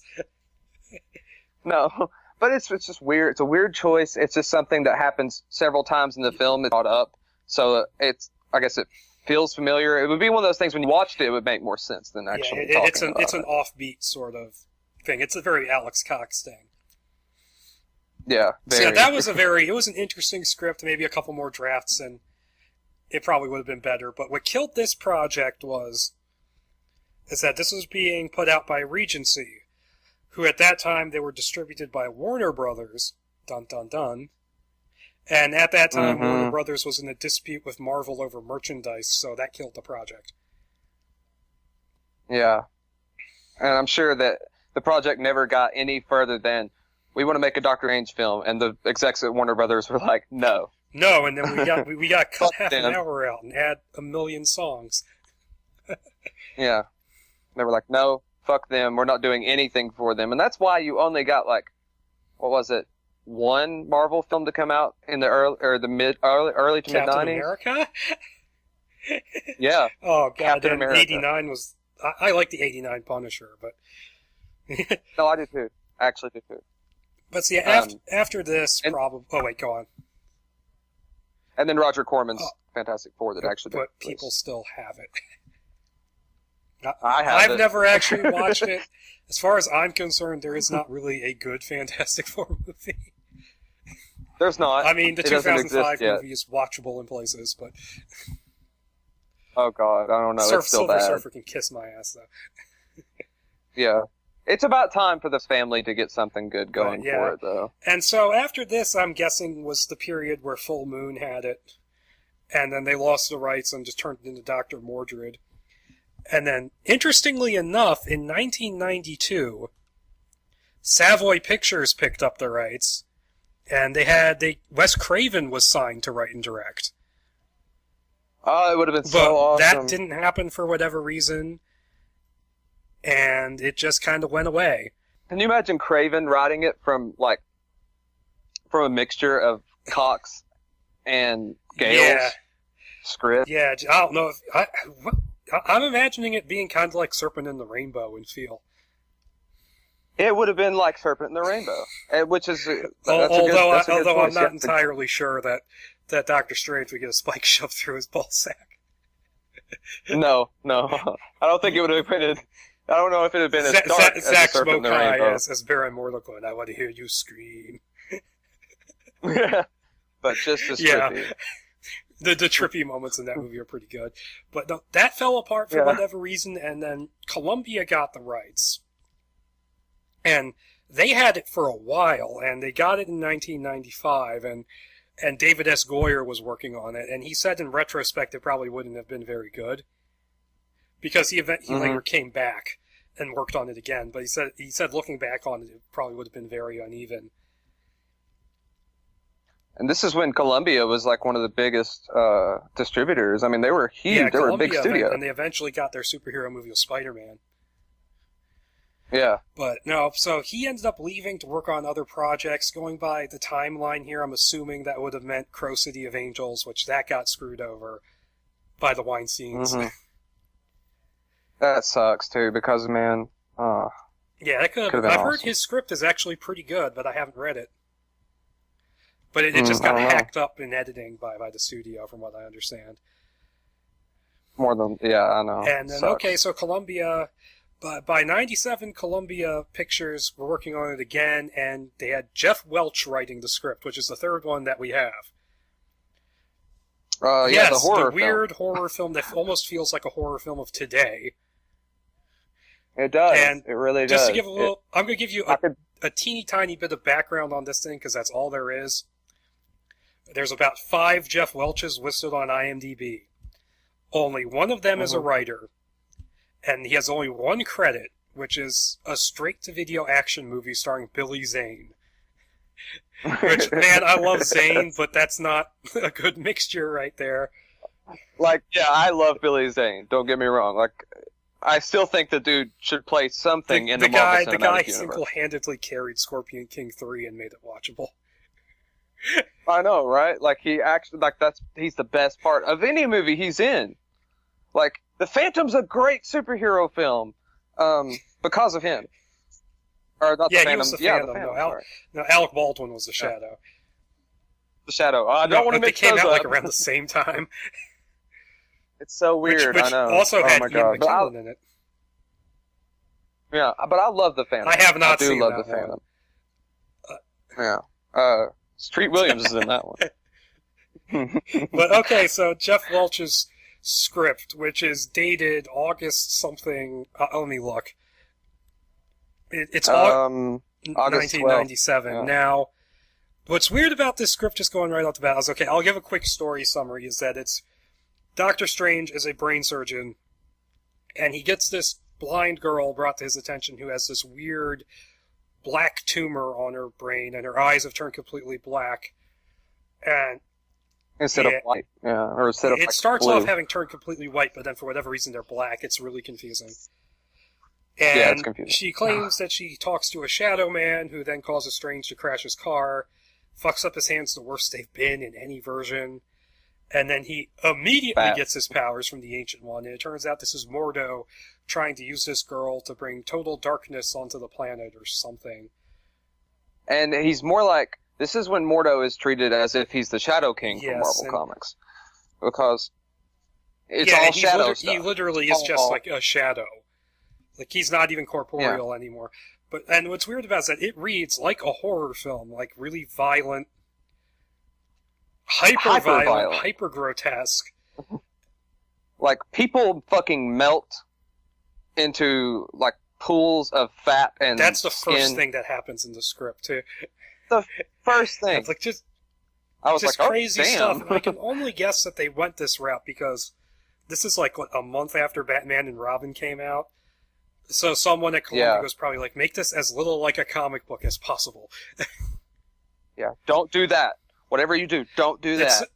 And they were like, okay, and so it reads like a mix of Insidious, a tiny bit of Del Toro, and like weird action scenes, which are almost like there's a bit where he like reverses gravity and falls from car to car, which just made me think of Minority Report.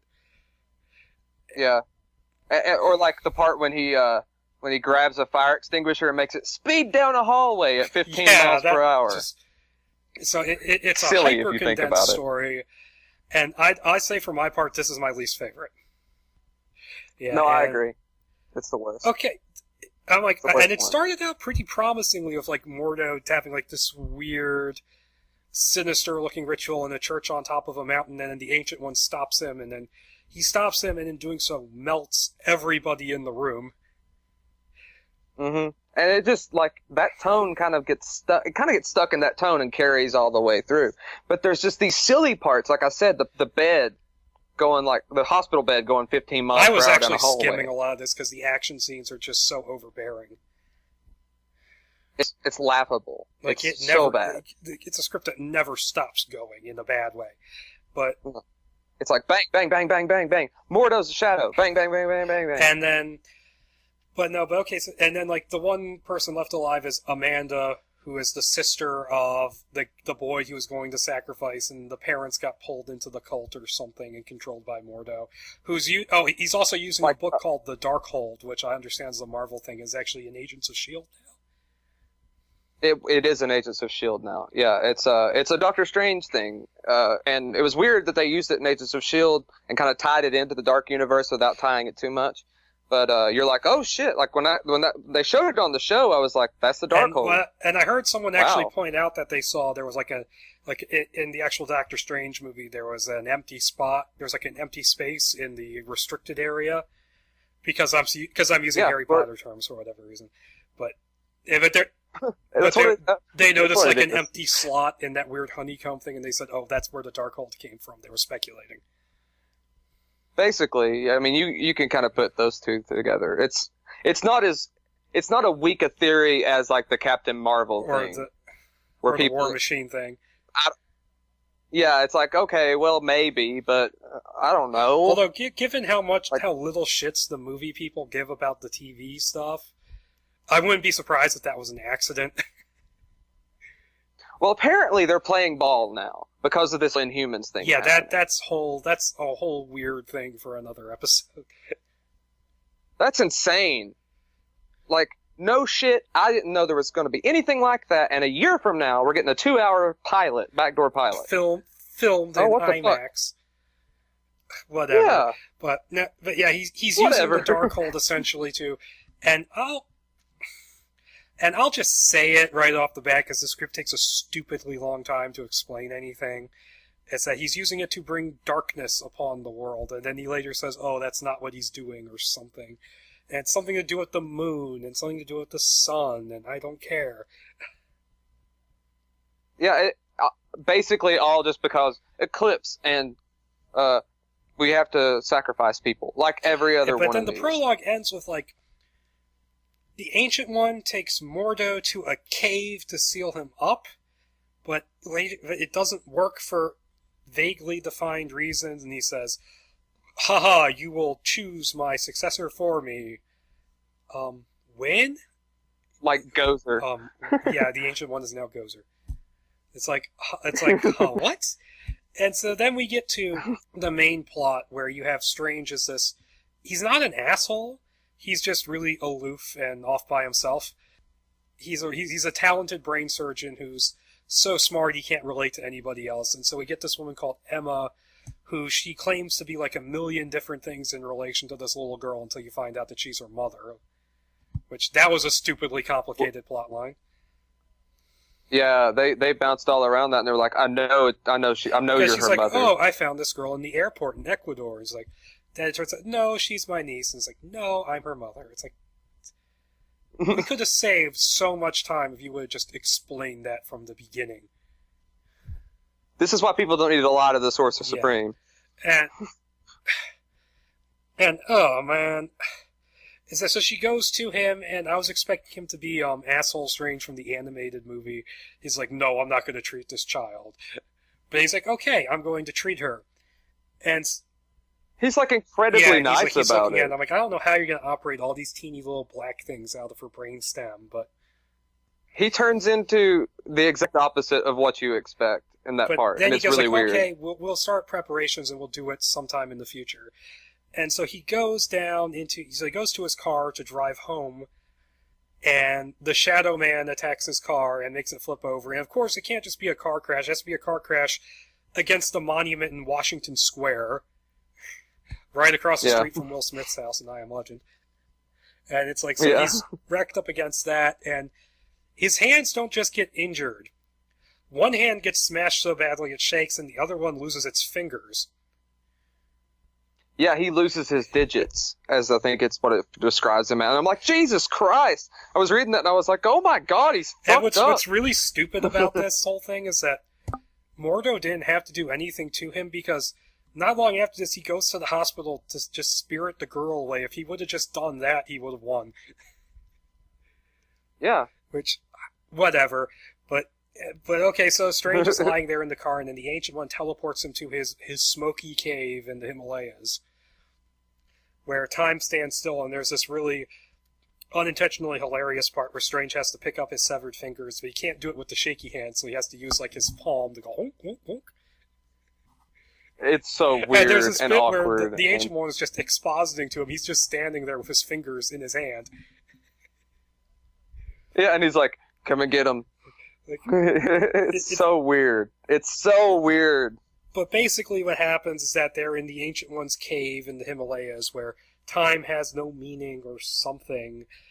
And so he gets his hands fixed, sort of, but apparently the Ancient One is really shitty at that because the severed fingers are all twisted and the one hand is still shaky. Which, once again, horrible, terrifying visuals going on in this film. And it was, I'm like, really, you suck that much at healing? But no. His fingers are all backwards and upside down and shit. Okay, he goes into, but they're in the cave learning, and then apparently he says, "Oh, I'm going to die as soon as you leave," so that's the Ancient One gone for you. Then it cuts to him emerging from a portal in Washington Square, the Sorcerer Supreme with the cape on, with all of his powers, completely just powered. A second after his car wreck. And you know exactly what that is, what that's from. It's Superman the movie, where he goes into the Fortress of Solitude and flies out in full costume. And I'm completely powered, because I went from 31 to 32 while I was inside of the Fortress of Solitude. And now his powers are super effective. At least, like, when you watch Superman the movie, you understand that there might have been some time. Yeah, there was time that went by, because he got older. He got older, and he already had his powers. Yeah, and he's like, his hair changed and stuff. No, Doctor Strange just walks in a cave, walks out, and he's a Sorcerer Supreme. That's not the last time they copy Superman. They copy Superman 2 later at the end, but we'll get to that, and that's actually worse. Yeah. And so he goes to, and also he now has the gray in his hair. Right, yeah, like it's like 10 years later in, I don't know. He aged 10 years in like an instant. So he goes to the hospital to get the girl. Mordo's trying to take her away. There's like this long sequence where he's like using like a hospital bed as like a weapon. Yeah, that's what I'm talking about. Like, that's the part that it's ridiculous. It's like a weapon, then it's a race car. Yeah, and stuff like that. Eventually, he like teleports them to his. So it's not the Sanctum Sanctorum. It's just his brownstone. But it still has the funky-looking window in it. Like, every Doctor Strange movie has to have that window, though. Like, I feel like... It doesn't make any goddamn sense. No, it doesn't. It doesn't. Like, it's... Just call it the Sanctum Sanctorum in New York. I hate to say it, the TV movie. Oh, it's bad, but you're right. And then we get this bit, which is like... And honestly, I don't understand what the deal is of Mordo, if he has a body or not, because they keep waffling on it. Because he's like manipulating things from a distance inside a taxi cab and like melting a guy's eyes out of his face. Yeah, it never quite explains like, the guy in the taxi cab suddenly gets like his hands melted to the steering wheel. Kind of violence. It's brutal. It's brutal. But it's silly. It's so odd. But no, they're in the brownstone and Strange is like magicking up the defenses and it's getting all like MC Escher and stuff, which is kind of a cool sequence. But it's piled up on top of another action sequence which just happened, and another one which happens right after this. There's a bit too much action. It's so in this piled script. up on top of each other, the script never has a chance to breathe until like 30 pages later when they're on an airplane. And that's the only part it slows down. And that's really the next beat. To be honest, it's like action, action, action. There's an airplane sequence where they're flying over... They end up going to the Himalayas again. Yeah, that's right. It kind of repeats the scene from the first script. But you have all this annoying stuff with the little girl who thinks that Shadow Man is a good guy and Doctor Strange is only going to hurt her, and like, why are you listening to the creepy Shadow Man? It kind of makes you wonder how the hell this Mordo keeps brainwashing people. Because what he does is kind of dumb. He just tells really obvious lies that even a child would figure out. A child would be terrified of a shadow person. And also, at the same time, he has his...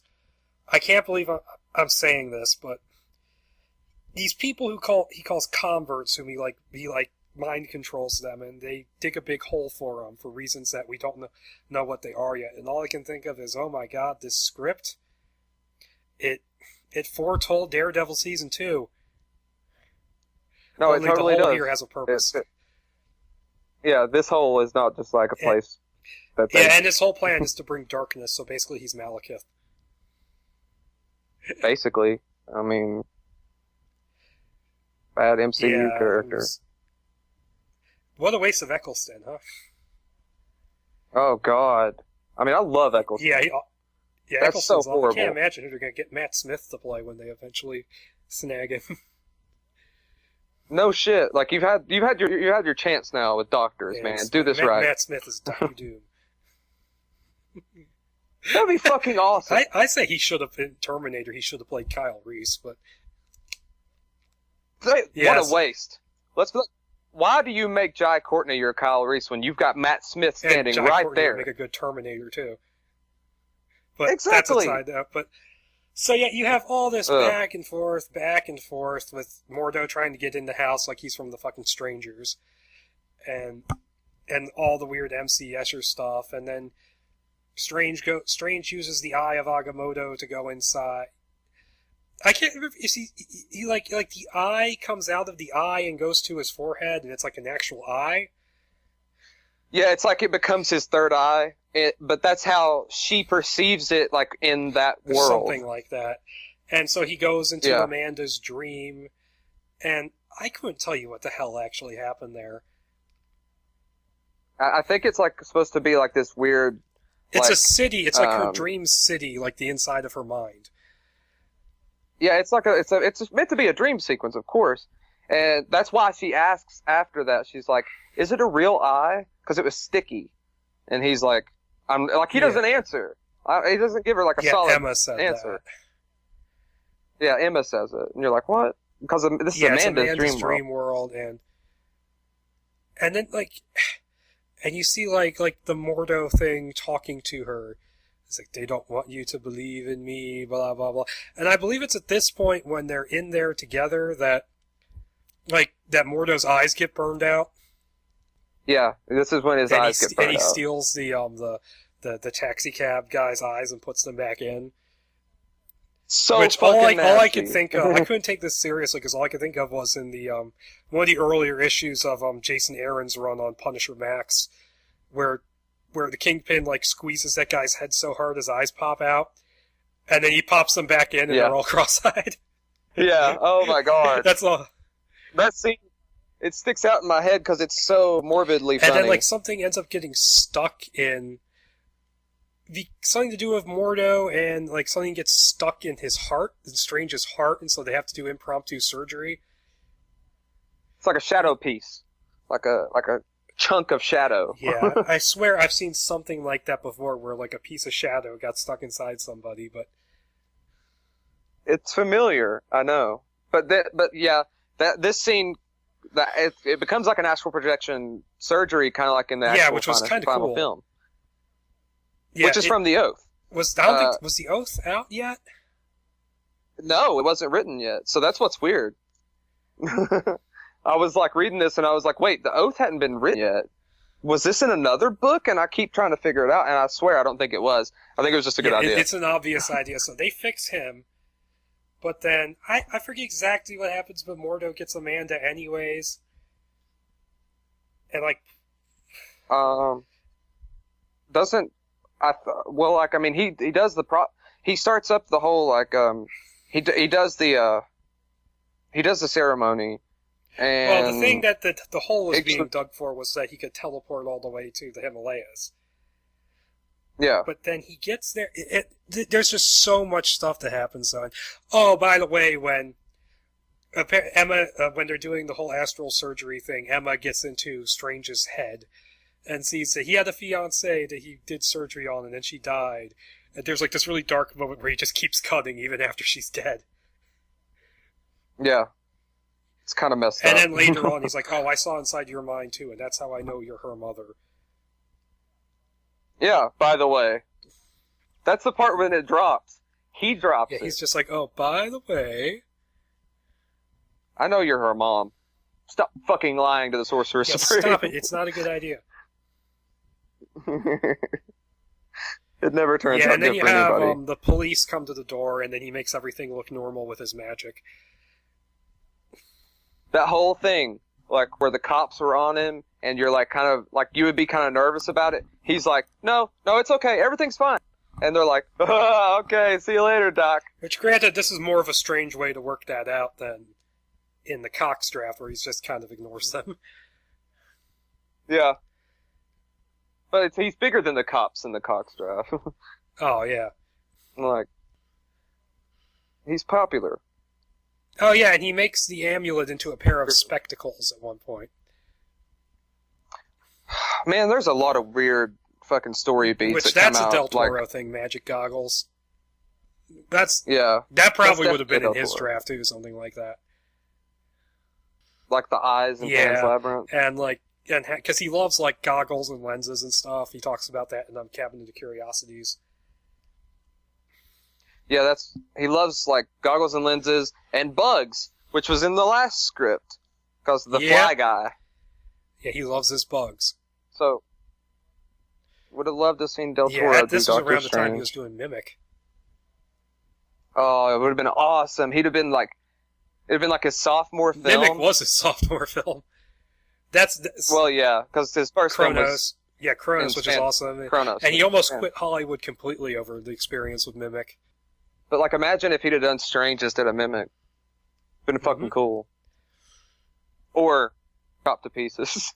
But I think it's at this point, once Mordo gets Amanda somehow, and this sequence goes on for so long where they're in the damn house.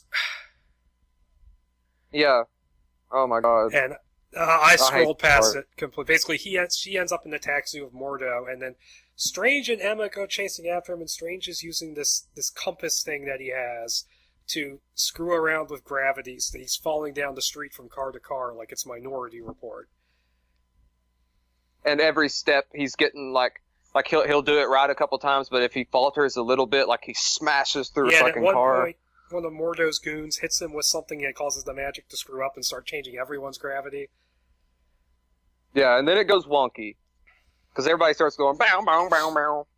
I feel like that they were kind of wanting to go for the vaulting boots of Voltar with this idea, but they were just like, oh, something that makes your feet do weird things during gravity. Okay, never mind. We'll just make it an anti-gravity spell. And if this was written like only a couple years later, I would say, well, they're trying to do the Matrix.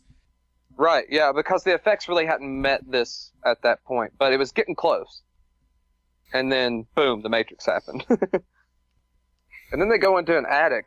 Yeah, the attic. That's where she gets taken away. Was in Strange's attic. Yeah, because that's the part when he's got the glasses. Yeah, but no. Then we do the chase scene in the streets, and then they eventually find that church, only for Mordo to jump through his portal and go, "Okay, thanks, bye." And he's gone. Yeah, and all his followers also die right there.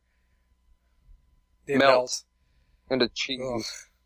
Like melted cheese. It's horrible. Like a candle.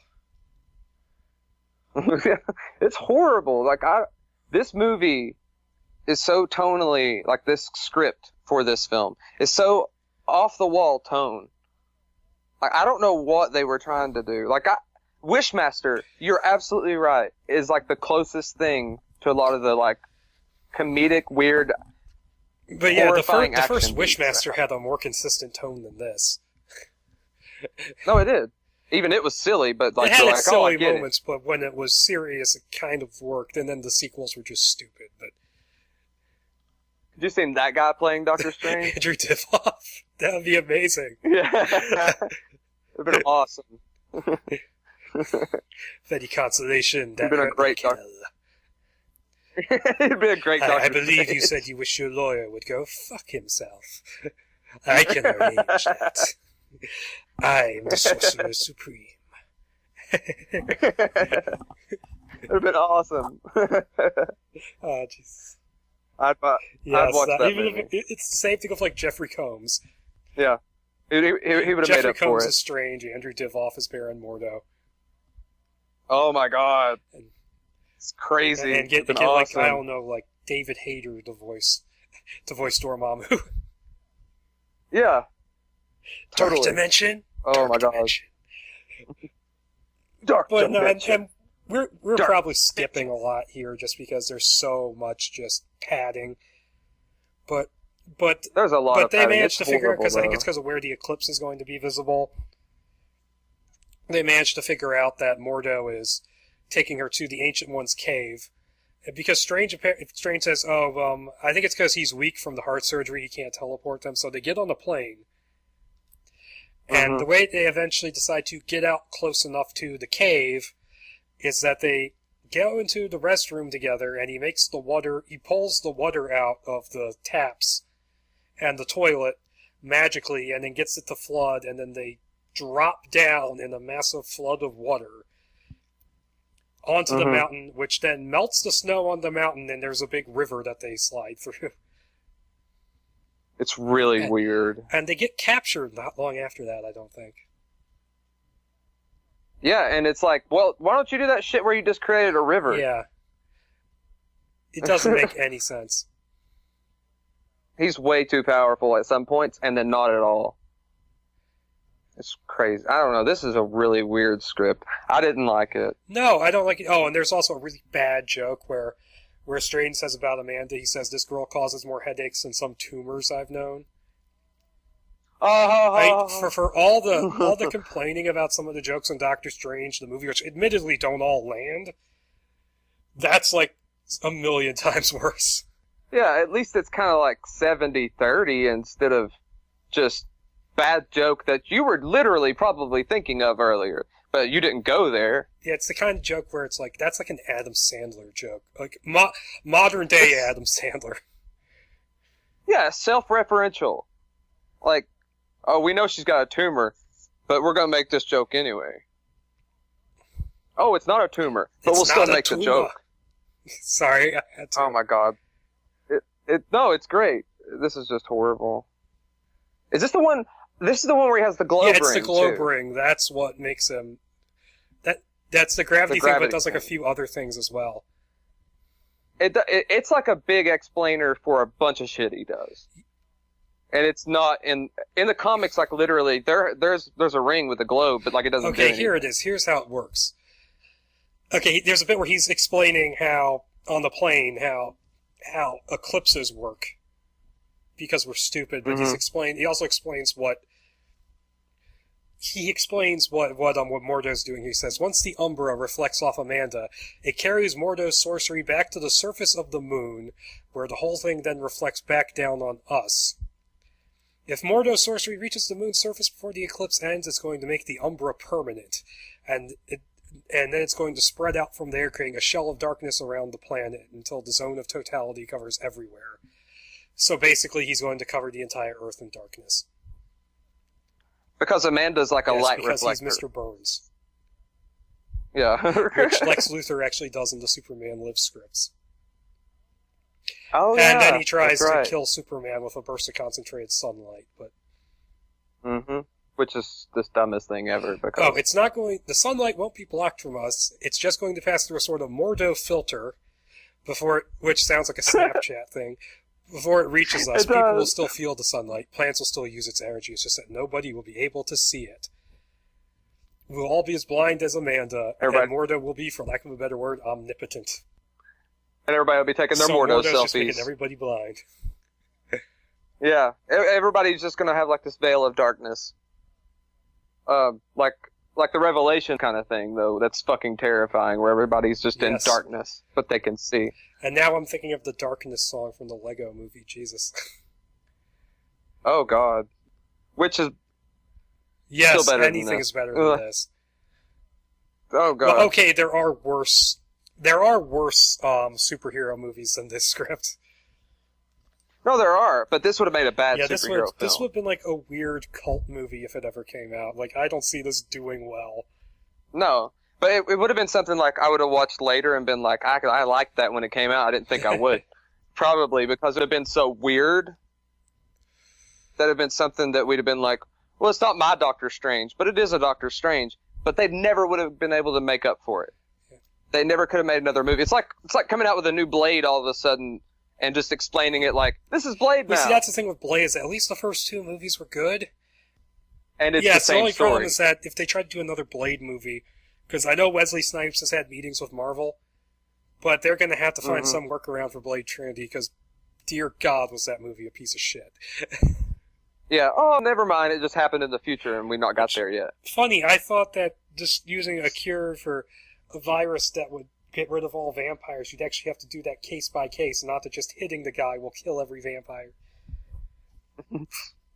God damn. Yeah, it's... God damn. God. 3 fucking strikes for Ryan Reynolds of superhero movies, Jesus. Poor guy. At least he has Deadpool now. I mean, but damn it, he made up for it with the biggest success story for an independent film that I've ever seen. Ever. And even without Tim Miller going into the sequel. It's got one of the John Wick guys now, so. Exactly. So, like, I was worried about that. I heard that and I was like, fuck it. This is that's gonna be how great. uninteresting the script is. We were talking about Deadpool. Whatever. Yeah, we're talking about Deadpool because this And currently, sucks right now, I'm so scrolling bad. through page after page of people not shutting up. I mean, I'm just trying to horrible. find where they get captured so I can remember how they did it. Like, I think I might have passed it up because I'm in the subway, but then again, there's a lot that Man, happens. the subway was... I forgot the subway was even a thing in this. I'm on page like 100-something looking for it, and they're still jumping out of the damn plane. No, it's long. Yeah, this would have been a 2-hour movie going by the page count. Yeah, if you go minute to minute. Or minute to page, which is usually, how I do it. No, Mordo shows up and then, like, teleports them out of there, and Strange is really weak from using his powers. That's it. Right. And Emma, there was, like, a diamond-encrusted knife that she had hidden in, like, her pantyhose or something. Like from the it was like an one ancient or something one, like so she was that? like, is it the dagger of Agamotto? And Strange is like, he didn't like cutlery. That's a bad joke. But... Oh, God. And Strange gets shut in a room which has weird time distortions in it, and so he's like Mordo changed it from the time slowing down thing to like fucking with physics, so Strange is like turning inside out. They were trying to get into this like really I kind of give them credit for that part because they were trying to get into something that was like going to explain something that's really wonky, like time as you would see it in a physical representation, but it still doesn't make any sense. This is just a weird movie. I don't know what. And Mordo goes on, I'm reading a villain rant where he's talking to Emma, and he's saying, like, I'm not bent on pure destruction. It's not the quantity of empty space, it's the quality. Sorcery comes from the personality. This guy that's not showed any personality. Yes, no. Time misbehaving, it's space that does so. And be careful how much moving you attempt. The pieces don't go back together as easily as they come apart. Because they're fucking with time on a physical level, and it's really weird. He goes, adieu, Stephen. And that's it. And, like, Amanda, like, uses the dagger to, like, cut through the... No, not Amanda. Emma uses the dagger to, like, cut through the wall. Mm-hmm. And she's, like, talking to Stephen through the wall of that room. And I'm just trying to remember what they actually do at the end of this. I remember Mordo ends up getting sucked into the Darkhold. Yeah, he does get sucked into the book. And I think... I don't remember exactly what happens like a pessimistic emo. Yeah, that happens. And there's Astral Strange. He says, I won't kill her, something. Oh yeah, Astral Strange is controlling Emma. This is when it's a little too late in your story to start throwing out fucking curveballs. And this happens literally at the very end of the story when Astral Strange takes over Emma. Or, Emma is the older Amanda. woman. Emma is the mother who's not her mother, but she is. And so Emma gets taken over by Astral Strange. And we'll just call it Emma Strange. Well, they almost hook up, even though it's not at all built up in any way. No. The girl was mine before she was born. And then it becomes kind of like this Dream Warriors thing. Yeah. Do you want to take it? I don't know if I can. You're talking about the very ending? The fight they have with Mordo right here. Oh yeah, he stops him.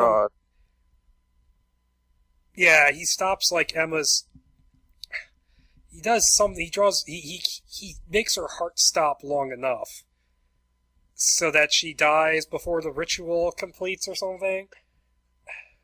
So that she's separated from Strange and then she dies. Yeah, it's like separated from Mordo and then Mordo. I can't remember how it ends I'm looking at like, it right now, and it's like he says we neurosurgeons call it the standstill, done it 100 times. It was set up earlier during surgery that they can take the blood out or something. He takes her blood out. Yeah, because he lets that girl die earlier when that artery gets severed, and so they take the blood out and I don't think bring her back to life.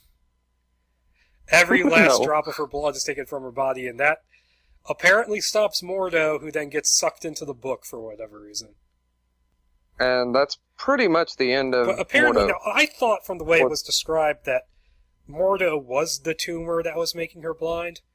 I thought I think it's linked to many times that he is the dark but part then of at the her end, brain. she's still blind.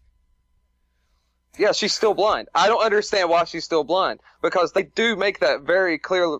Like, they clearly reference it to Mordo that he's the reason why she lost her sight.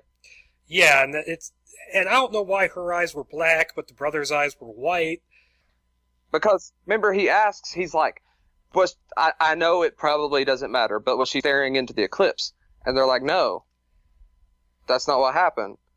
So you're like, okay, well then just seeing the event happen is what happened, and Mordo, made it. Mordo caused it, but no, whatever. I don't know. They missed out on something right there by not doing that, because that's the way it was. Although that's what they would have wrote. It had to have been the way. Yeah, Mordo gets sucked into the Darkhold, and I'm just imagining a sequel where he crawls out and has a long face like Army of Darkness. Yeah.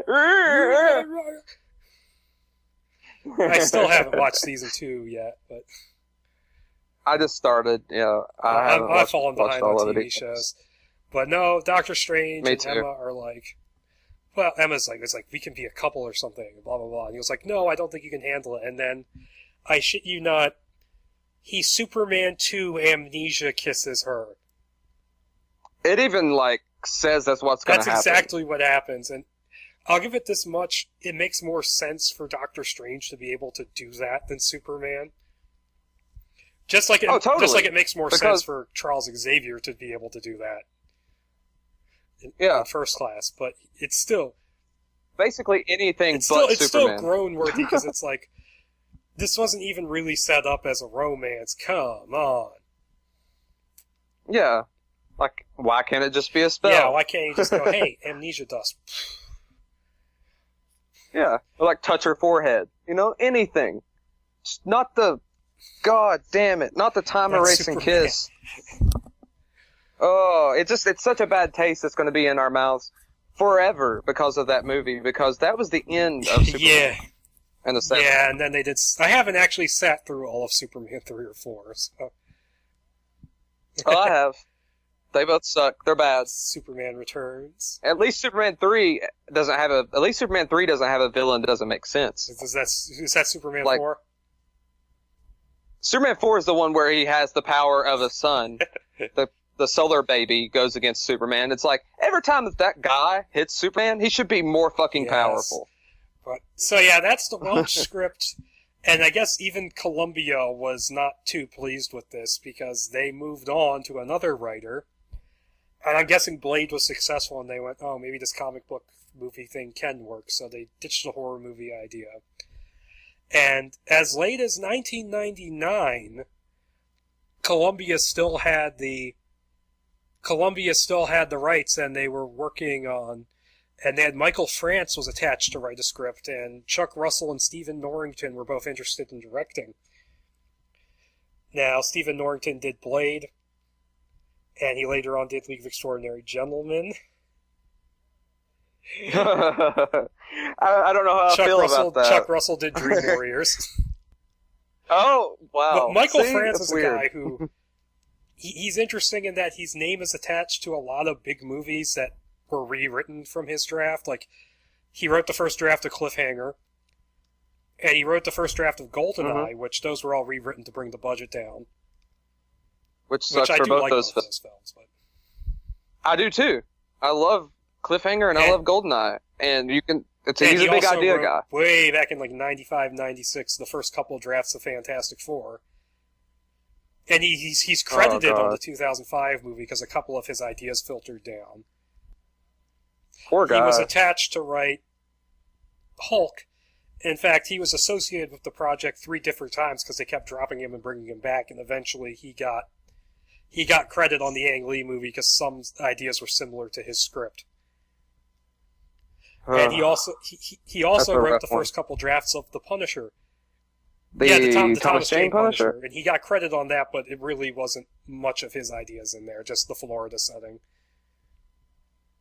And the Welcome Back Frank stuff, which would have been in there anyways, because Marvel had him write that in.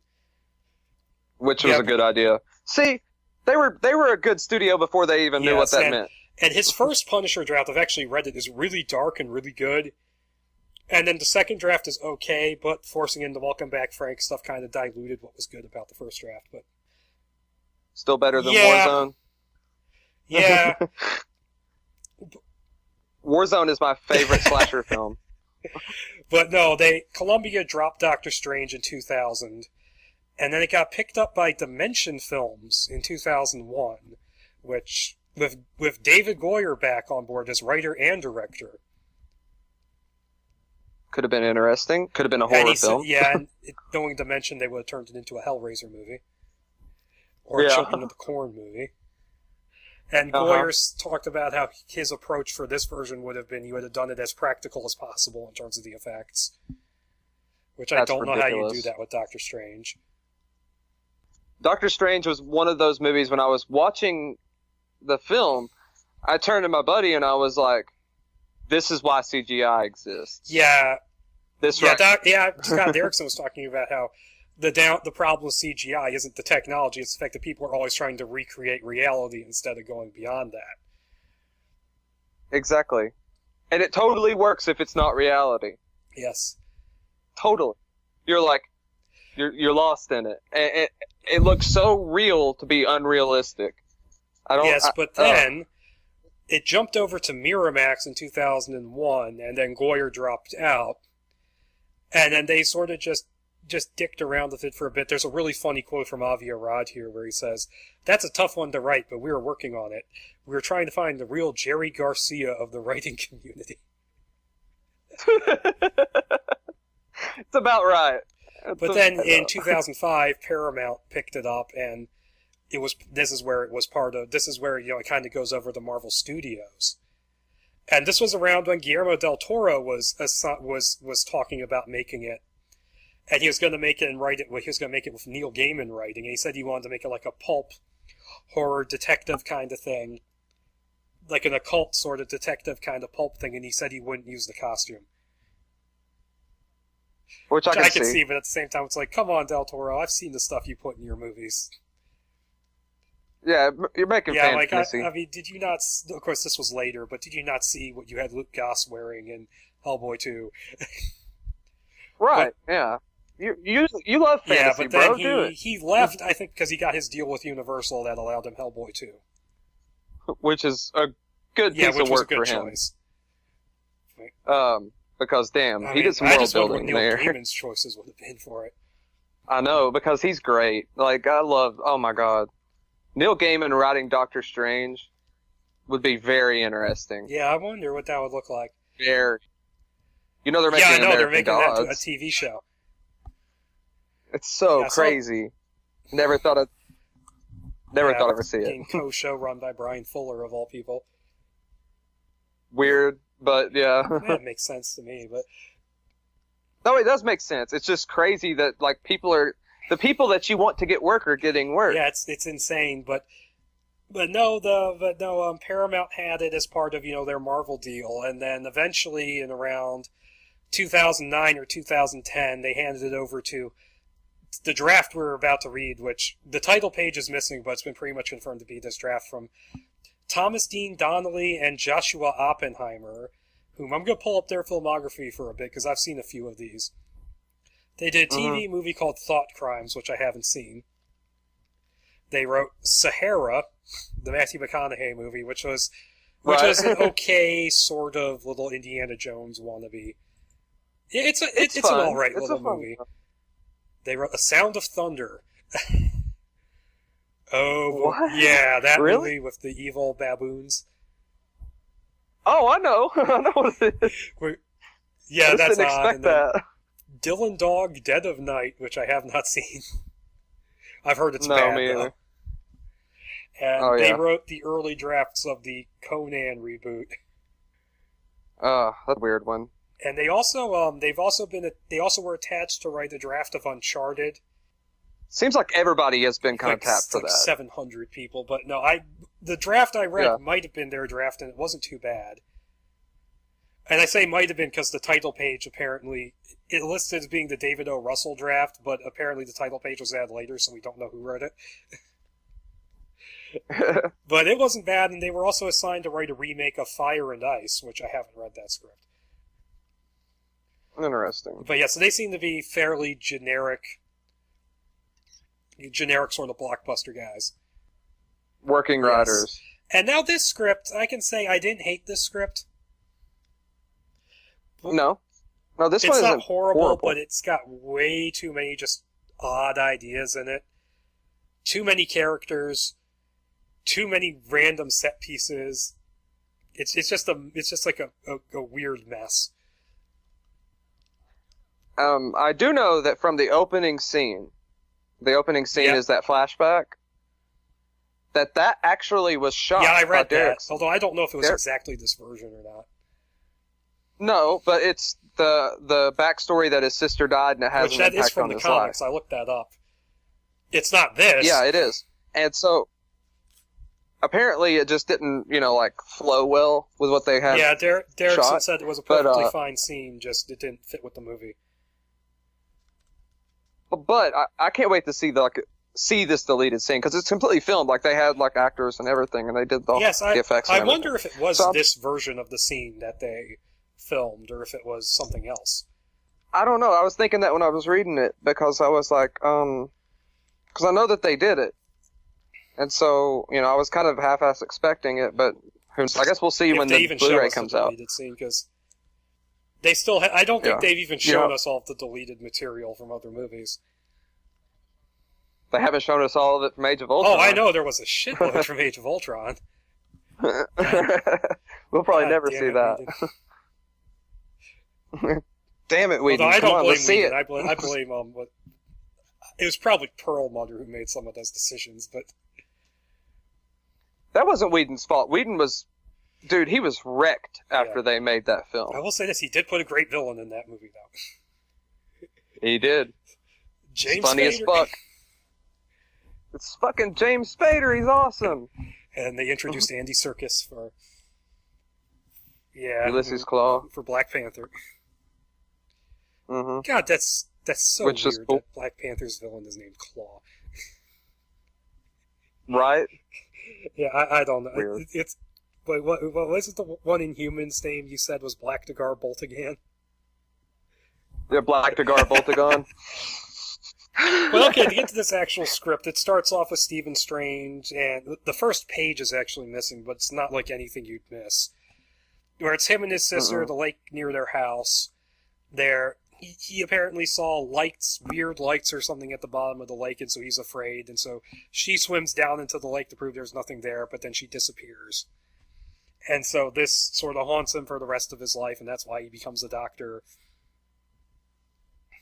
to save people. But then he keeps having visions of these lights and the vision of his sister, which is why he crashes.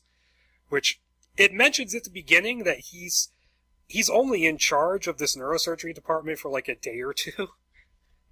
It's like, you're alienating people on your first day at work, and then the next day he crashes his car. He's not the big to-do like he is later on. He's not even an established surgeon at this point. He's just really good. It feels like he's working basically for the publicity director. Yes, and then he crashes his car, and what's weird about this was the damage to his hands is that they somehow end up in contact with an electrical cable, and they get electrocuted. Yeah, zaps his hands, because that would happen. That's just weird. Like, you know what? You can just have them get mashed up a little bit, and you'll get the idea across. Right. And then it actually cuts to several years later, and he's doing like back alley medical surgery for like mobsters. Which, I mean, if you can do that, if you're willing to stoop to that level, why can't you just be like another type of surgeon? Like the Kingpin's working surgeon. Oh, yeah. Kingpin's going to need a working surgeon after he gets out of prison because the Punisher is going to come after him. Yeah, exactly. But it would fit the MCU. Yeah, I half expect them to run the Melvin. Melvin. Oh God! I can't wait. I hope that happens. Someone runs into Melvin. Please. I was hoping Spider-Man would get his costume from Melvin, but too bad. Somebody else has got to get their costume Cloak from and Melvin. Dagger, maybe. Or maybe Cloak and Dagger. Yeah. Iron Fist gets his open shirt for gets his and big do-rag. collar. Yeah. No, the Iron Fist is going to be in full costume. Good. That show looks awesome, by the way. Yeah, it does look great. Luke Cage was pretty. I like good. Luke Cage. But okay, back on topic. He's working for the mob, and then he somehow he runs into the Ancient One running around. I think it's really odd. Basically, he's just the Ancient One is kind of hanging out. What I imagine in my mind is Hell's Kitchen, because everything the bad that happens in New York happens in Hell's Even Kitchen though it's in only Marvel like 4 Comics. blocks long. Yeah, it's like this big. But yeah, I imagine that's where he's at. He's just running around. Yeah, he's seeing the floating lights. Yeah. Again, and then he's in a dead end alley, and he sees the lights pass through this brick wall. And then the brick wall opens. It explodes open, and I'm looking at this thing, and there's a fight going on. Yeah, the Ancient One's been injured by something. And that's when you start realizing that's how they're going to portray portals. Yeah, either there was a fight behind the wall, or I don't know if it was a portal. Well, not portals. I'm sorry, the changing of dimensions, that you got in the final film, which is much different. But in this, it's kind of like they're fighting in that other realm, but it's still like that close multiverse feeling. Yeah, and I'll just say this: it feels a lot like the animated movie, in that there's just random monsters running around New York. Yeah. Yes, a lot of them. not quite as many as the animated movie, but weirder. Yeah. And then, he also runs into the Ancient One's bodyguard, who's called a Protector, because I guess she's Tony Jaa. And she's named Jade, who is Doctor Strange's love interest. Kind of. It's not. It's really weird in that they're antagonistic towards each other, then they sleep together. And then you get a really stupid joke at the end, which we'll get to. And for the longest time in this script, I thought she was going to be Wong. I thought that's what they were hitting at, too. I was like, oh my god, are they making Jade But then, Wong? no, just Wong randomly shows up later on. They just kidnap him and make him come back to his old job. Yeah. Which is so bizarre. But but that's how he kind of gets drawn into it. And they're fighting with this thing called the Reaper. It kind of jumps all over the place. And when I saw Reaper, right, the first thing I thought was Marvel Comics, Reaper. I was like, is this supposed to be Reaper? Like the Avengers character? And it's not. It's not. I don't think. If it is, they really don't fucking know anything about their characters. But I thought that's what it was going to be. But no, they fight off the Reaper, and then he has to tend to the Ancient One's injuries, and he notices that the wounds have been discolored to black, and that's a running thing in this script. Black, anything black is bad. Even the people in this script. Actually, that's a joke. Yeah, apparently. That's a joke. That's a joke. Let's just say there's a non-white person who is evil. You think it was supposed to be the same guy as who? You think that's how they were writing it? Did they know that? Did they have a cast locked at this point? No, I don't think so. They didn't start cast. They didn't even. This would have been 2010, so I don't think they had a cast in mind. No, I mean like the idea for the Ancient One. Like, you think they were still struggling with it then? They were like, should we make him Tibetan or should we make it Well, androgynous? he's definitely a man and definitely Asian in this because the gateway to his sanctum sanctorum is at the back of a Chinese restaurant. That's right. Yeah. So you can make him Chinese and nobody gets upset, but you make him Tibetan. There's a bunch of people that don't believe Tibet's real. That's the Chinese government. That's there is no Tibet. He cast a spell. He got rid of the Reaper by casting a spell spontaneously. But no, he fixes up the Ancient One's wounds, and then eventually he gets taken to the Chinese restaurant. They go through the door in the back, and he ends up in the Himalayas. So the Sanctum Sanctorum, which is what this ends up being, it doesn't exist in New York. The place in New York is just a portal to the Sanctum Sanctorum, which is in the Himalayas, which has a shitload of doors in this one room. Which is closer to the comic book version. I didn't know that. Like, well, the idea anyway. You know how it's supposed to be like multiverse. Hey, okay. But what I find really weird about this thing they super duper overcomplicate this is that people will travel all the way to New York just to go through this door to get to the Himalayas, when it would have been easier just to fly to the Himalayas. It's like a secret city or anything. They're not finding Shangri-La. It's just weird. It's like you could fly in a straight line, but no, you got to fly all the way around the world to get to New York and then go through that portal. Yeah. And it's established that there's all these doors, and there's the black one, which is kept shut because it's going to the dark dimension. It's just, when I'm reading it, I'm sorry, but every time I see the black door and stuff starting to be mentioned about this, it reminds me of Lock and Key, which is a great comic that got optioned into not only a script, but a TV pilot. I've heard of it. I haven't read it. It's really good, but they borrowed pretty heavily from it with the doors. Okay. Yeah, isn't it Stephen King's son? Yeah, I thought so. Yeah, Joe Hill. Joe Hill. It's good stuff. Really good stuff. And it will be made into a film, I promise. Yeah, you'll make sure they do it. Look, it's Joe Hill. He's Stephen King's son. Comic book properties are hot. One of his books already got turned into a movie, so I haven't read it or seen it. So.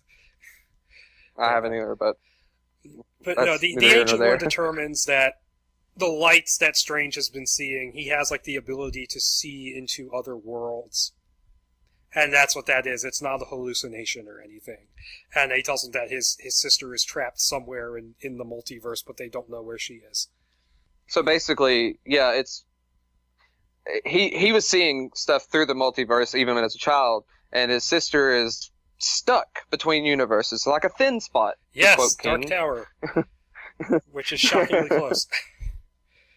Yeah, wow. Whoa, that's crazy. I can't believe it. So happy. Yes, and then, he decides to start training as a way to find his sister eventually. That's why he decides to become the Sorcerer Supreme, or just a sorcerer at this point. At this point, yeah, he's trained to be a sorcerer because the Ancient One is the Sorcerer Supreme. And the Ancient One has the Cloak of Levitation, which is the same as the animated movie. Yeah. And then I not got half the personality that the final film has for the Cloak of Levitation. That was a new thing they came up with, wasn't it? Yeah, completely. Totally took me off guard, and I loved it. It's a cool idea. And so what you get is Strange is going around to all these different sorcerers and getting trained by them. And there's way too many of them, and most of them have no personality. Because you have Tallow, who's the pygmy mystic from the Amazon. And he's... Yeah, it's a lot more, he's going around to all these places around the world to get trained. And he has Al-Faisal, who teaches him to find a single grain of sand. And then there's Cagliostro, which just makes me think, when is Spawn going to show up? Oh, I know. Cagliostro. But they do mention Cagliostro in the film as well. But no, he's this fat, drunk Italian guy who introduces himself to Doctor Strange by showing him his ass. And he's really he's the one who teaches him, like, astral travel, I believe. He's the one that teaches him how to astral project. And then you also get introduced to Baron Mordo, who has his castle in this, and he has a sister named Alana. So I'm just thinking Alana from Hannibal. Right. This entire You script. can't help it. And you find out basically what the storyline here is that he is searching for this thing called the Orb of Agamotto, which they don't explain what it is yet, to try to end this war, to try and keep these things from coming over from the Dark Dimension, to stop Dormammu. And to do that, he's going to the Dark Dimension, which has a huge risk of him getting taken over. But yes, I'm not sure why he needs to do it when it's established that it's on Earth. I never figured that out either, but apparently they just have to give it a reason so he can be possessed. Yes, and because plot twist, that's what happens. Yeah. No one saw that coming. Like a mile away. Pretty much what the story is that he's trying to, because he needs to find the trace of its magical energy, and then so he goes to the Dark Dimension to try and do it, even though it's on Earth. But then, so Strange's training keeps going on, and it goes fairly well. And we get the story of the Orb of Agamotto, which is basically, it's from the Dark Dimension, apparently.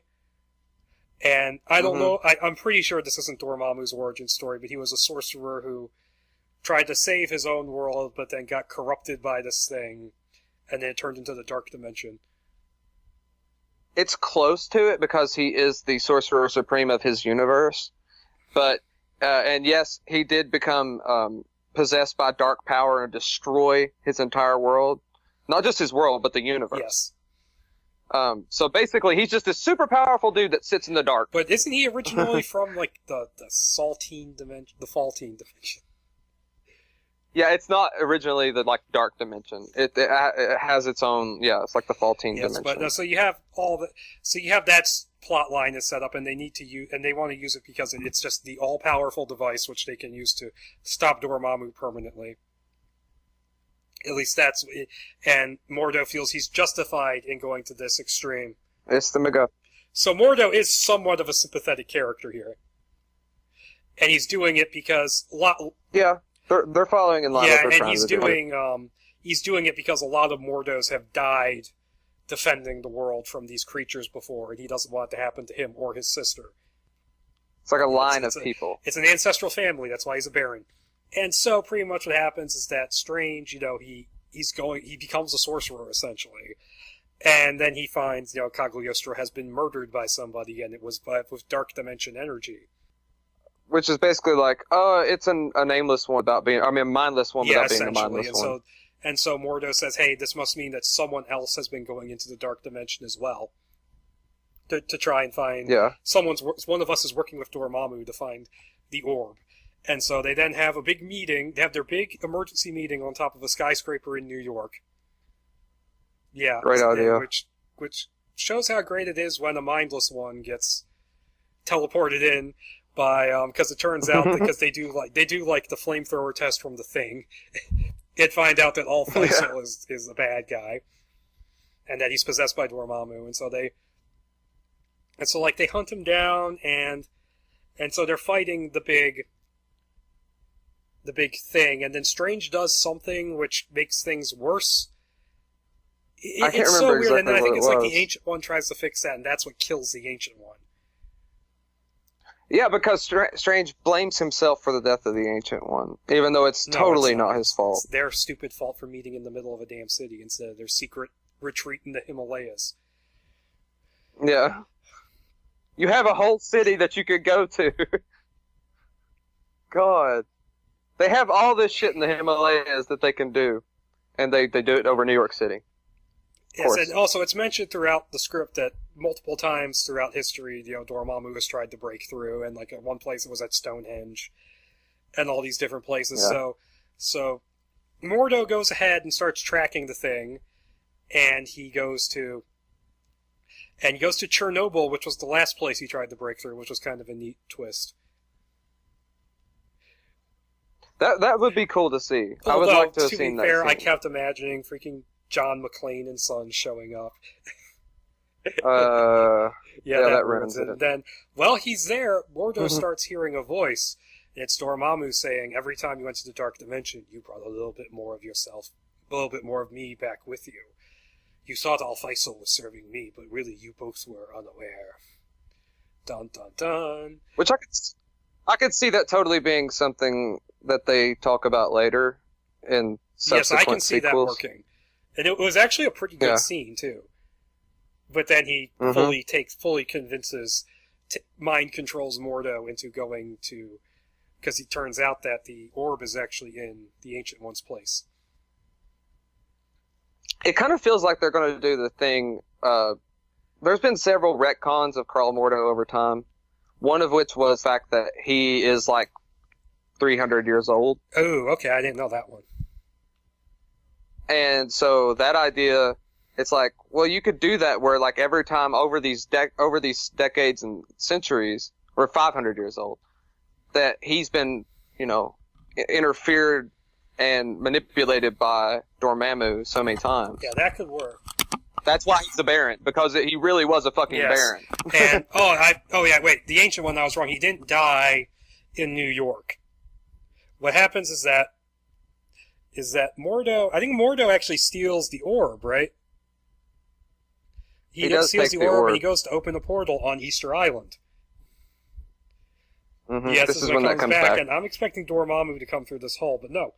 Shuma Gorath pops through the hole. The tentacle eye thing from Marvel vs. Capcom. Weirdest choice. They just throw like every concept they have and try to make it stick. But no, he opens that portal and they're fighting Shuma Gorath, and that's where like Strange ends up in like the Dark Dimension to like go there and try and stop it, and then the Ancient One dies while he's fighting this thing. And then he like hands off the cloak to Strange, and then Strange gets out of there. Yeah, basically kind of handing the mantle of Sorcerer Supreme without saying anything. Just a nod. Yeah. Just a little nod from they the seal Ancient Shuma One. Gorath away, and then who Wong has already shown up. I should mention. He's already been kidnapped into being a protector again. Yeah, and calling Strange Master. Strange doesn't like it. But no, then Strange follows Mordo to the Sanctum Sanctorum, where he's going to open the door to the Dark Dimension to bring Dormammu through. And he actually manages to get through to Mordo a little bit to get him out from under the control, but he can't help him. So he then just shoves him through the door and then seals it, and he says, I will try and help you. Sometime. I'll try to get you back sometime, whenever I can. Yeah, but I'm basically going to fuck your brain up by doing unfortunately. I do like that moment, but they didn't establish enough of a friendship between the two to make it really work. Yeah, now it would stick hard. Like in a sequel, where Mordo would be the main character, let's just say, and the whole time he's talking about the fact that he's been manipulated by Dormammu, but you keep losing pieces of him as the film goes along, be great. But as a first film, it doesn't work. They didn't share it. If they had combined some of these mentors into Mordo, then it would work. Yeah. But as it is here, it's just kind of like, oh yeah, that guy. Which kind of is how the final movie is. Like, Mordo teaches him as much as, or more, if the Ancient One does. Which makes that relationship really work. Yeah.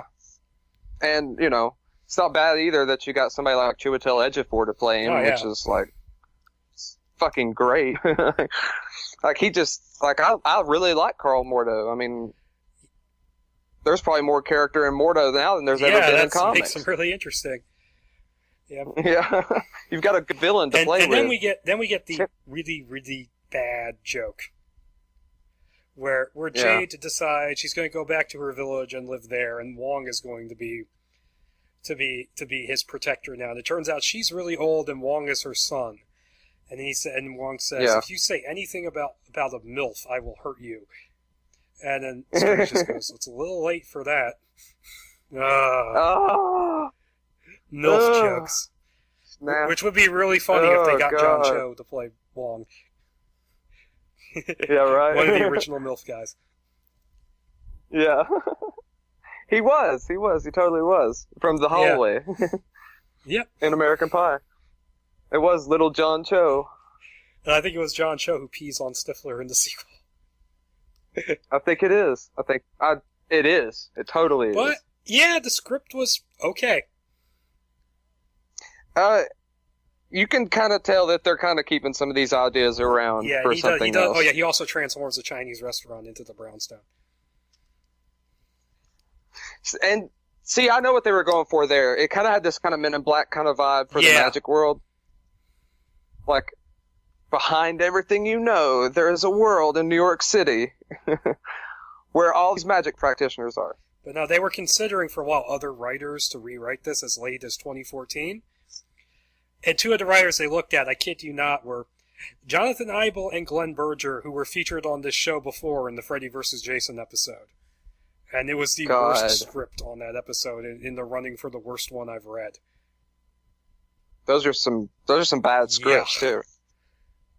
That's some bad stories. But no, ultimately they went with, because originally Scott Derrickson and C. Robert Cargill, they wanted to write it right off the bat, but because they wanted him to get started on pre-production first, they brought in John Spates to write the first draft of the new version.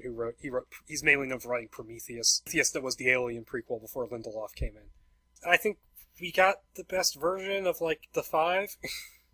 It really is. No, I said that, like, when I was reading the whole thing. I was like, we got the best movie we could have gotten. It's not like other stuff that we've looked at before, where it's like, that would have been awesome. Too bad we ended up with what we got. I've discovered that along the way, that a lot of the time, what we got usually is the best version. Freddy vs. Jason. It's true. Whatever Crow 3 they ended up doing instead of the Rob Zombie version. I'm glad we got Batman Begins and not Batman Year One. Jesus.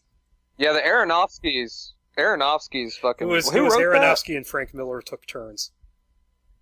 Frank Miller. That was who else it was. I was like, it's somebody big. Hang on. But yeah, oh my god. So yeah, Doctor Strange, the first couple scripts I think are pretty good, and then the last one is okay. But that one in the middle there, dear lord. Yeah. The horror film.